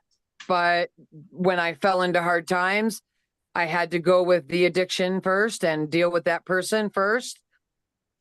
And I apologize. I to All this right. day, I don't think I made the wrong choice, because obviously now they're clean and alive. But, obviously I should have, maybe tried harder, I guess, to work with the people at Torrid. But I mean, I did try. I tried All the right. corporate office. I went into the store, and this was when the store was in the Lansing Mall, but it's no longer there. I went into the store and tried to talk to the girls and said, listen, what do you do in this case? And I said, can I make a payment here? And they were like, no, we can't accept payments. You got to call corporate. And I did everything I could. So at this point, I guess it's shame on me for filling out the application, and shame on them for me feeling like they were predators, just trying to get me to fill out the application to be another creditor or another credit card holder, I guess. All right. That's All right. it. So I've this is for, I don't reset that, but that so this is, everybody's appeared on the motion for summary disposition. I see a lot of there's a lot of I don't think I have a legal issue here on some level, because there's no doubt Ms. Couples owes the money. The question was whether Ms. Couples was the victim of some type of predatory lending, which may or may not happen depending on your perspective. However, it does appear Ms. Couples is responsible for the debt. She's not denying that. I'm going to grant the motion grant the motion for summary disposition, and I'll grant the motion for summary disposition for the money stated in the motion for summary disposition, including costs and any filing fees. And Ms. Serby, you'll follow an order to that effect? Yes, Judge, we will. All right. With that understanding, the motion for summary disposition is granted. Ms. Couples, this now turns into a collection issue. There's an order out there, and it's somewhat a collections issue on that level. So you should get a copy of the order for motion for summary disposition. The court will send it out to you at your last known address, and I'll await the order to follow from Ms. Serby. Anything else for the record on 24-02259, Ms. Serby? Just plaintiff will submit proposed order as well as a proposed judgment, and the total judgment amount is going to be $549.37 in damages, $95.70 in fees. I'm sorry, in costs, and $20 attorney fee for a total judgment amount of $665.07. So plaintiff will submit that as well with its order, Judge. Right, and you should submit that by my file because that's where it'll come for me to sign. Ms. Couples, do you have any questions of me? I guess I'm just confused as to the words you guys are using, so I want to make sure I do everything right. What Ms. Servy's done is she's filed a motion for summary disposition, indicating more, in fact, that you did not respond to respond in writing pursuant to the Michigan court rule. But based on what your statement said today, it almost adds up that it's not that you don't owe the money; it's that you don't have the money. That seems to be the necessary nature of this. Yeah, I don't. And I guess that's what we're saying. That's what the motion for summary disposition has been filed. It's been granted. And now it's just a matter of collection from you. All right, ma'am? So if I can't afford to pay it, then I mean, if you can't afford to pay it, then they go through whatever they garnish wages. They can garnish your taxes. They do whatever it takes to get the money that is now ordered that you owe them. Okay. All right. So I'm on SSI. So I mean, I don't even file taxes. That's between you and the LVNP funding, who is responsible for collecting the debt. So it'll no longer be in court. You may be in court on the collections matter, but they have an order indicating that you owe money now. Right. Right. Okay. Is that a fair statement, Ms. Serby? That's a fair statement. There's a judgment now, and what you said sums it up, Judge. All right. All right. So I'll await the order to follow. Thank you, everybody, for your appearance. Thank you, Judge. Thank you.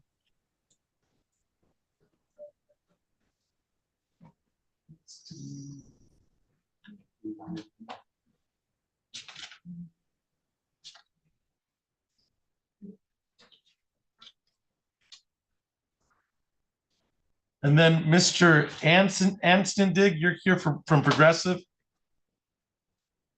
Yes, Your Honor. All right. And Miss.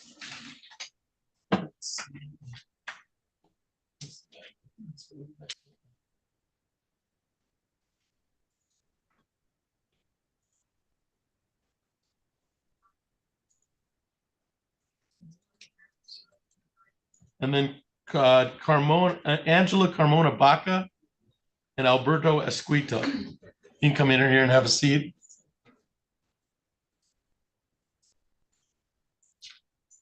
All right, we're on the record in docket 24-03222. That is Progressive Financial versus Angelo Baca Carmona and Alberto Escutia. Will the parties please introduce themselves for the record? Mr. Standig. Good afternoon, Your Honor. I am Ronald Ann Standig, P30277, on behalf of plaintiff. All right. And ma'am, you are Angela Baca Carmona? Yes, sir. And sir, you are Alberto Escutia. Yes, Your Honor. Thank you. This is the time set for a motion for summary disposition. Mr. Standig, I don't know if you've had the opportunity to speak to Ms. Baca Carmona or Mr. Escutia concerning this matter. This is the time set for the motion. I did have the opportunity to see the motion, and there was a motion for a partial summary disposition order filed with the court. I had the opportunity to see that. Did you want the opportunity? We can place them on an iPad. Did you want the opportunity to speak to them before the motion? I'd just rather go forward with the motion, Your Honor. All right. We could speak after or at any other time. They do have my contact information, both emails and phone. I'm going to indicate that all parties appeared.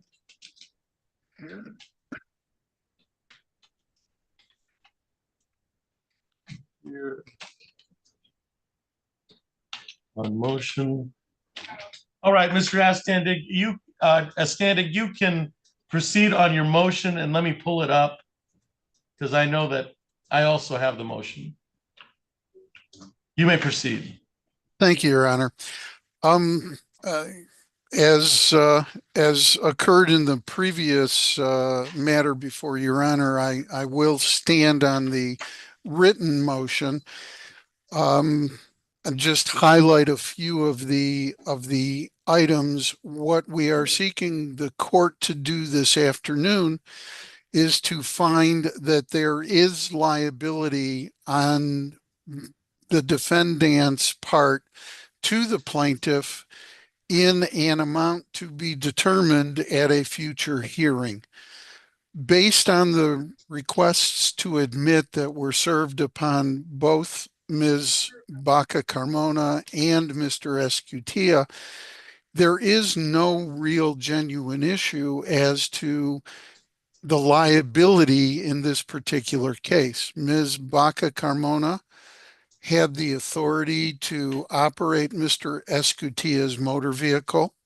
While she was so operating it, she did strike plaintiff's insured. The plaintiff's insured last name is Upshur, struck their BMW motor vehicle in the rear and caused damage to the vehicle. There is an issue that the defendants have raised as to the amount of damage, and I believe that that should be subject to proofs, which we will submit. There is a trial, I believe, scheduled in this matter for November the 21st. But as far as the issue of liability, I believe there is adequate proofs that the defendants are liable for whatever damages the court may believe were caused by this accident. Thank you. First of all, I'll start with Ms. Carmona Baca. Any response to the motion for summary disposition? This looks as it goes to liability only, not as to the amount of liability. Do you have any response? I was driving the car, but the damage that was done to that car wasn't done by me. I hit the car lightly, like we were both. So your response is that is in the amount to the damage, not that you whether you were or were not driving the vehicle. I was driving. You were driving the vehicle and you had permission to drive the vehicle. You didn't steal the vehicle. I had the permission. All right. All right. And that's what Mr. Standig is saying as to liability. Now as to the amount of liability, we might end up hearing proofs for me to determine or for the jury to determine what the amount of liability is. But liability is that your indication was that you were driving the car and the car wasn't stolen. Yes, sir. All right. Is that a fair statement, Mr. Standig? Yes, sir. All right. Mr. Alberto Escutia, is there anything you'd like to say in response to the motion for summary disposition? Yes, well, she had a permission to drive the car. Right. Mine was with the symptoms of COVID. Back then, COVID was really risky. There was no one to pick up sister from school, my daughter. And I was out of state working in Nebraska, like I normally do. Work 3 weeks out of town and 1 week in town. Okay. Right around that time is when she get her license. I wasn't here to bring her to get her insurance. But she had a driver license and we needed to have a sister to pick up in school. And that's when that accident happened. I also have pictures for you to be seen. I don't know, we sent an email, but I don't know if you ever got the pictures right at the accident when both parties were right there waiting for the police to show up. And I got them here. So that's the amount. So you're disputing the amount of damage that was done. Yes. Okay. And my car is intact. All right. So Mr. Standig, and in response, I don't know what the nature of the order, but it sounds like liability is not an issue. It sounds like she was driving the vehicle. She had permission to drive the vehicle. That she was there. So you're absolutely correct. The motion seemed any type of offer of proof to be made concerning would be as to the amount of damages, not to the liability, and that's what you've indicated previously. Is that a fair statement? Yes, sir, that's correct. All right. So I'm going to grant the motion for summary disposition based on liability only. And then we will set it out. And I think we've already had a pretrial in this matter. Is that correct? Yes, we have. So, and if there've been any, so how long are we looking to set this? Because I think it's set out for trial. In regards to damage, this would be as to damages only. Yes. This would be in regards to not liability. And I think, Mr. Standig, that's what you indicated. But I'm more apt. When is it set for trial now for that hearing date for the, do we have, what's the date on that?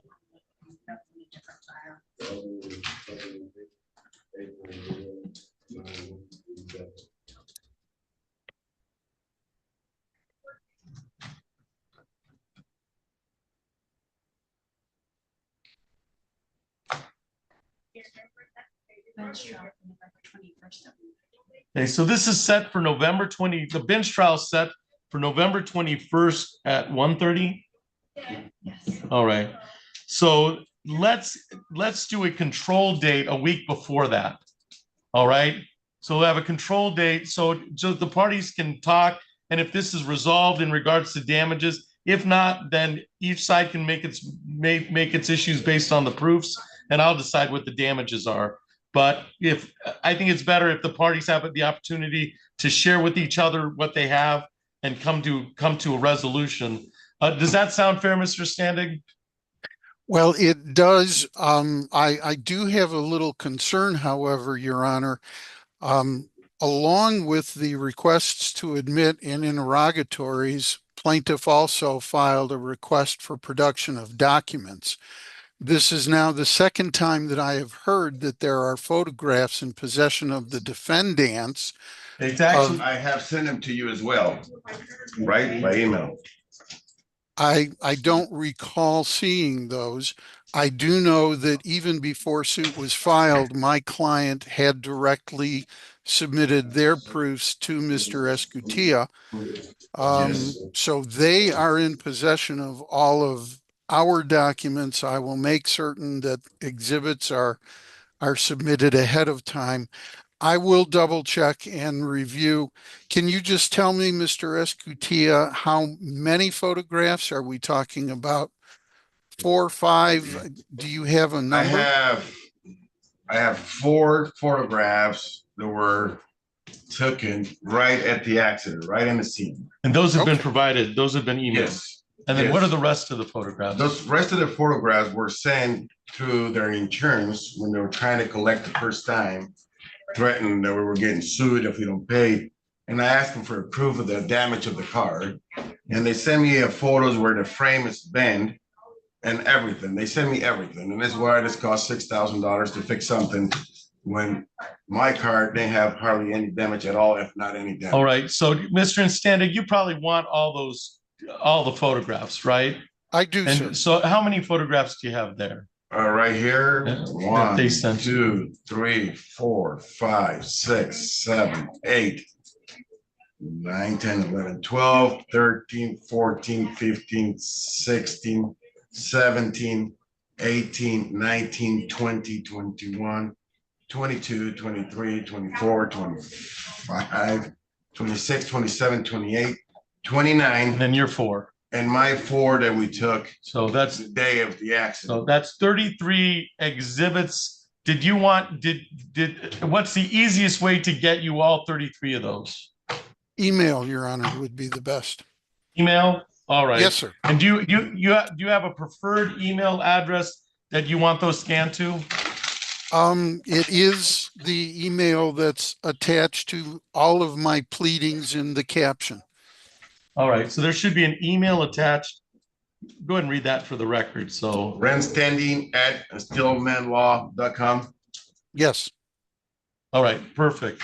So those can be scanned to that. What we're going to do is we're going to set it.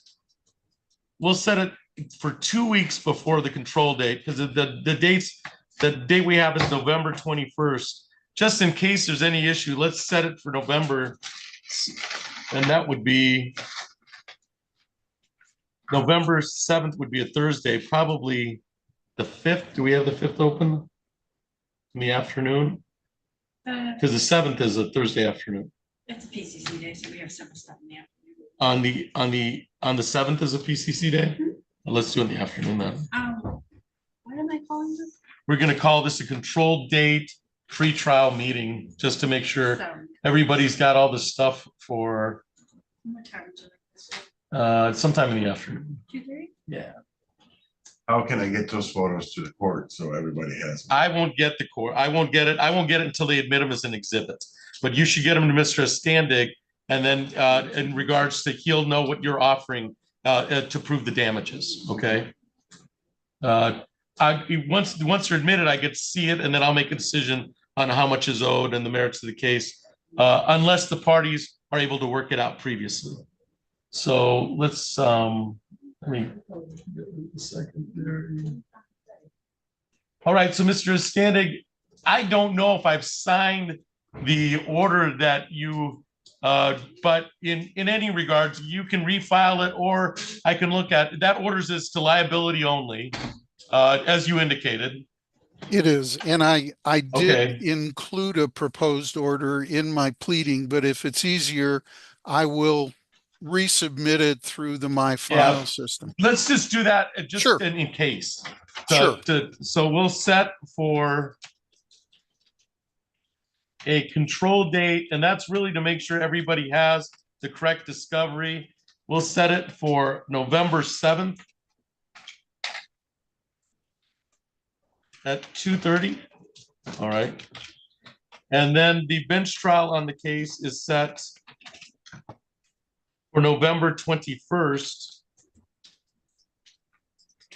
And what time is that? 1:30. At 1:30. 1:30, perfect.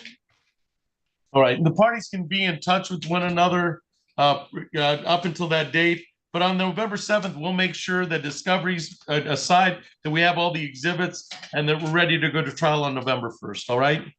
Thank you, Your Honor. Thank you. All right, Mr. Standig, do you have any questions of me? Or you should be all set, and I will await the order. I am all set. Thank you very much, Your Honor. All right, Miss Vaca Carmona or Mr. Esposito, do you have any questions of me? Okay, you should be all set. Thank you for your appearance today.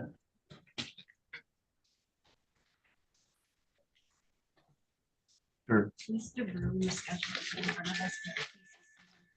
She's traveling to Boston. She's from Sister Pine. Yeah, we sent them twice. Yes. Yeah. Good afternoon. You too. I feel totally confident. Yeah, he's telling the truth. All right, and then Miss Shijing, you can come up here. Thank you.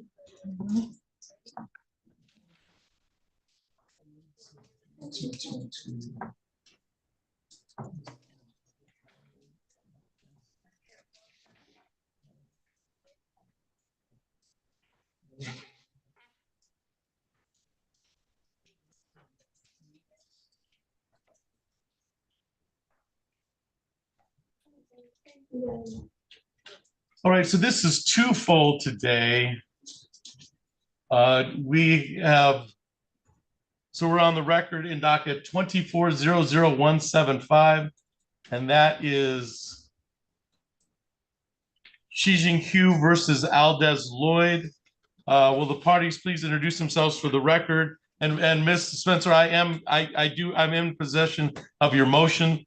I figured we'd announce the case, do your motion, and then address your default, because Mr. Aldez Lloyd is not here. All right, at least not right now. Okay, so we're on the record in 24-00175. Appearances for the record of Ms. Spencer. Good afternoon, Your Honor. Lauren Spencer, with Legal Services South Central Michigan, P81151. As of right now, before you may consider our motion, I am defendant's counsel. All right, and Mr. Aldez Lloyd is the defendant in the case. Is that correct? Yes, Your Honor. All right, and then, ma'am, and I did this backwards, but Ms. Shijing Hu, you are the plaintiff. Is that correct? Yeah. Yes. Oh, all right. This is the time set for, as indicated before, a bench trial and a motion. So I'm going to indicate that Mr. Lloyd is not here. Ms. Spencer's here. Ms. Hugh is here.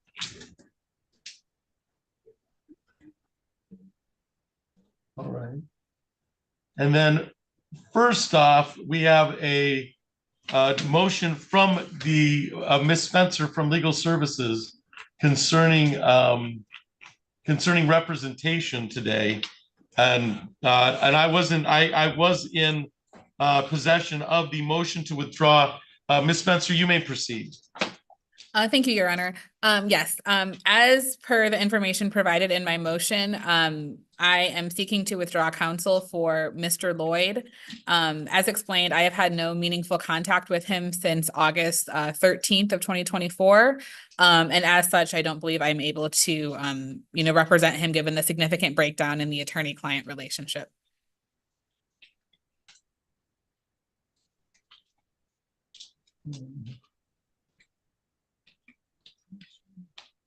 And Ms. Q, do you have any comment on the withdrawal of Ms. Spencer to this case? Mr. Lloyd did not show up today. He has not been in contact with his lawyer. Do you have any response? No. Okay. So Ms. Spencer, I'm gonna grant your motion to withdraw. Thank you, Your Honor. And you'll follow that up with an order. I believe, I don't know if we have an order to that effect. I did submit an order. I think I realized that the date on there was said like something that you would the hearing would be in September, so I can submit a new one if that's needed. But I did resubmit it just in case, and then now I'll indicate the order is to follow, and I'll orally grant your motion, but we'll solidify it with an order to follow. Great. Thank you so much, Your Honor. Thank you. All right. All right, and so we will call to the record docket 24-00175. And parties have already indicated themselves. This was scheduled for 2 o'clock. It is now 2:47. It would appear that the defendant, Aldez Lloyd, has failed to appear today. I do not see an Aldez Lloyd in the Zoom courtroom. I do not see an Aldez Lloyd in the physical courtroom. I don't know if did we say anything in the, we'll call out just for the hallway, just in case.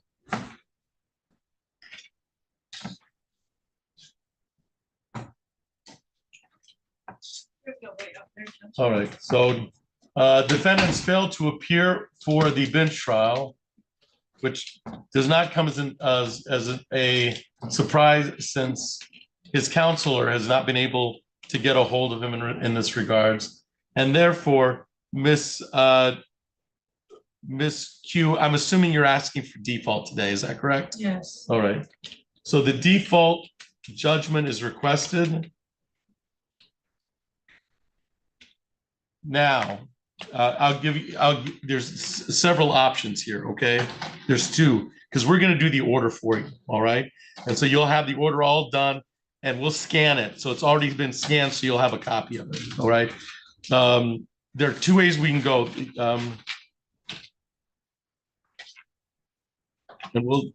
So this one is, and we're gonna check box 1 or 2. I just meant to give that to you to play with. Okay, perfect. I'm sorry, Judge. Perfect. Okay. So if we go with option 1, it gives you the right to recover the property. All right.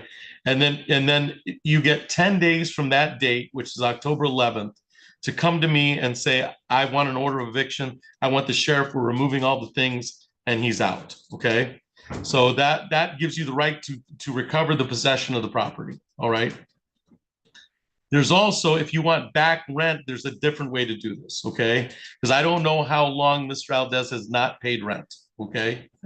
3 months. All right. So plus damages. All right. And the damages might have to be a different civil suit. All right. They'll have to be, but I can give you the rent paid, and we can do it under a possession judgment. So I can give you the rent, and it's the same 10-day period, but he gets 10 days to pay the rent, and then he gets to stay in if he pays the rent. If he doesn't, then you can come to the court with the same order of eviction, and after that 10-day period, the sheriff can get involved and put his stuff on the street. Okay. which would you rather proceed? Because I don't know the facts of your case. Would you prefer that you're given possession 10 days right off the bat? Or do you want to give him 10 days to make the rent payment, which gives him the opportunity to stay in if he chooses to? But he's got to make that payment, and I don't know if he can. It's entirely up to you. I just want to make sure that we do it correctly so that when we scan it, it's done. Okay, 10 days for rental. 10 days to pay the rent? 10 days to pay the rent. Okay, so let's do this. Let's do a default. We won't check box 1. We will check box 2. And rent to retain the 3-month rent. How much does he owe for the 3-month rent? It's 12,500. 12,500. So his lease has him at paying about 4,000 a month rent. What does the lease say? Lease is 1,500. 1,500. So it's a total. So it's 4,500. Okay. All right, 4,500. And then do you know? So 4,500 to retain, and then how much did you pay for to file the lawsuit? Do you know? It's about $200. Check the computer so we can get exact. I can't do it on that screen because I'm in the middle of trying to do the judgment. Oh, my God. Just a second. Megan can do it. Okay, I can get that. So we can know exactly how much you paid. That does not include all The late fees. the fees. But for how much a month is it a late fee? It's 5%, I think. Yeah, so In the lease, it says 5%. 5% of the so let me see what 5% of 45 of 1,500 is. So that would be $75. Right. So that'd be 150, 225. Those will be, we'll put those in costs. Oh, we'll put that in other money due. That'll be late fee.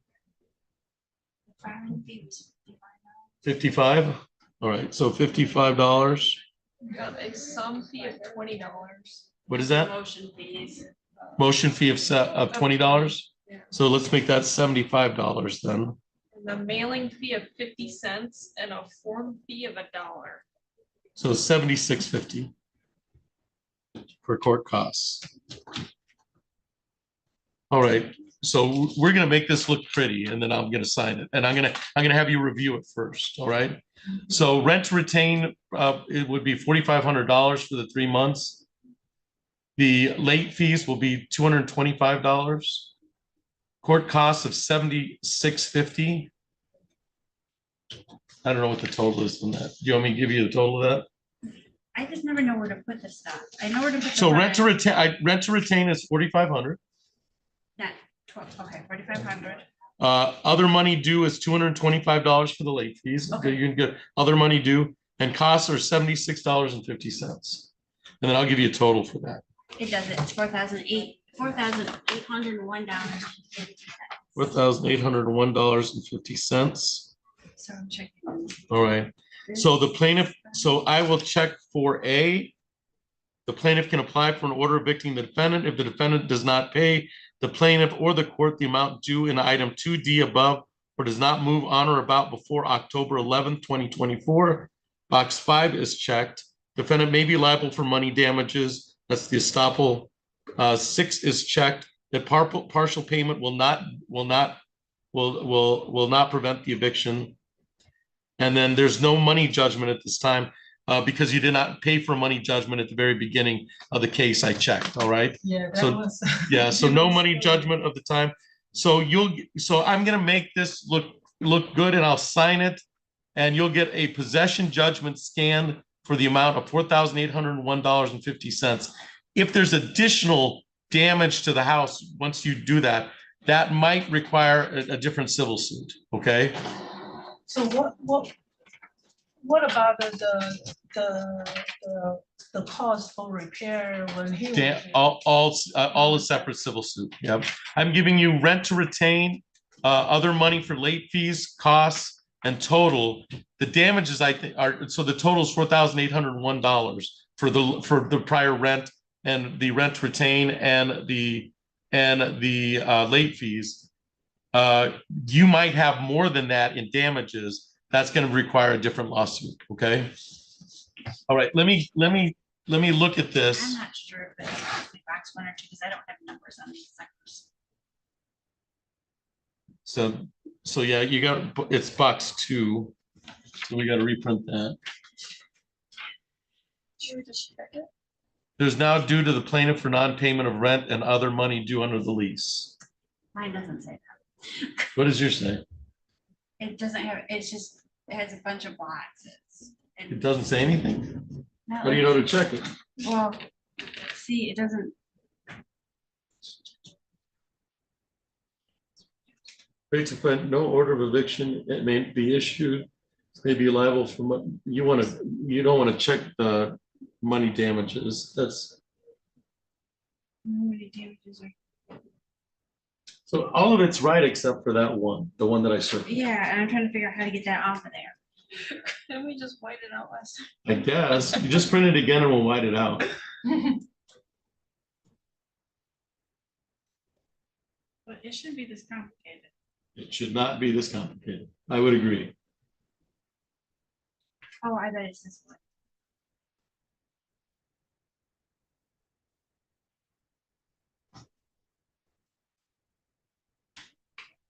All right, let's try that. That way we scan and we know what we're scanning. I'll let you review it before we scan it. That fix it? Oh, fixed it. All right, so Ms. Hu, if you take a look at this, this is the amount I've ordered. The appeal date matches. Anything that goes to the damages will have to be a different suit, will not prevent, no money judgment. All right, so Ms. Slave, yeah, go ahead and have Ms. Hugh review that. And that's what we're gonna sign and scan in. So I will come back October 11. No, in order to get an eviction, yes, if you need to, if he refuses to leave, you can come back. I'll sign the eviction, the order of eviction. If he does not, if he's not there, if he's never showed up, then what? You have till October 11th, since we're giving you the past rent, any day after October 11th, you're good if he's gone. Okay, he's not, if he's not there all the way from now to October 11, so by October 11, I can possess the house? Yeah, you can possess the house. Okay. Yep. So I don't have to come back? You don't have, If he does not pay? If he does not pay, you don't have to come back. You're correct. Yes. Right. And then, yeah. And so it's legal, the possession's been granted and it's your house again. Okay. All right. Thank you. You're welcome. And then we're going to make a copy of this so you can keep a copy for your records. All right. So you'll have this and we'll send a copy to that. Well, we don't have his current address because his attorney just withdrew. Just have to send it to the last one in the file. Yeah, we'll send it to the last known address in the file, which will probably be that address. All right. All right, so we'll sign and scan it, and I'm going to indicate that we signed and scanned the order, signed and scanned the default judgment. And then we gave a copy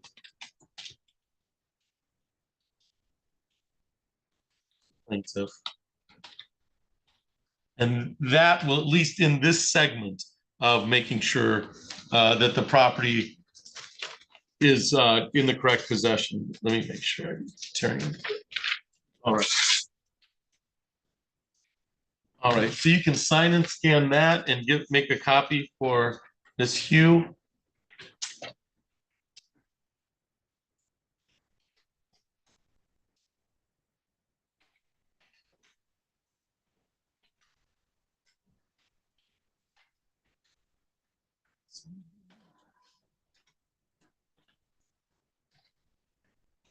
Do you have any questions for me, man? No, I see there's a side of the excitement of being a lawyer and a judge. It is, it's not for everyone. But it sure helps because there's a process that's almost a world of its own. And I understand that, you know, it's not for everyone, but if we do it right, you have the paper, we're all set and you can go forward. And then on any damages, you may want to talk to a lawyer, but if you have damages, to the extent that you deem necessary, you can file on those, okay? I asked for this rent. It was just for the sake of a record. I know I cannot find him. Right, I you know he's not gonna be around, yeah. I just for the Right. sake of a record. I completely understand. Thank you. So, thank you very much. I think I have a little bit understanding of American law system, and I think it's very good. Okay, well, No thank matter you. what. We try. It's a pros, cons, and but pros is much more than the cons, and so I would agree with that. I would agree. There are some cons, but I think they're outweighed. they're still very, very Yeah. good. Thank you. Thank you. Anna.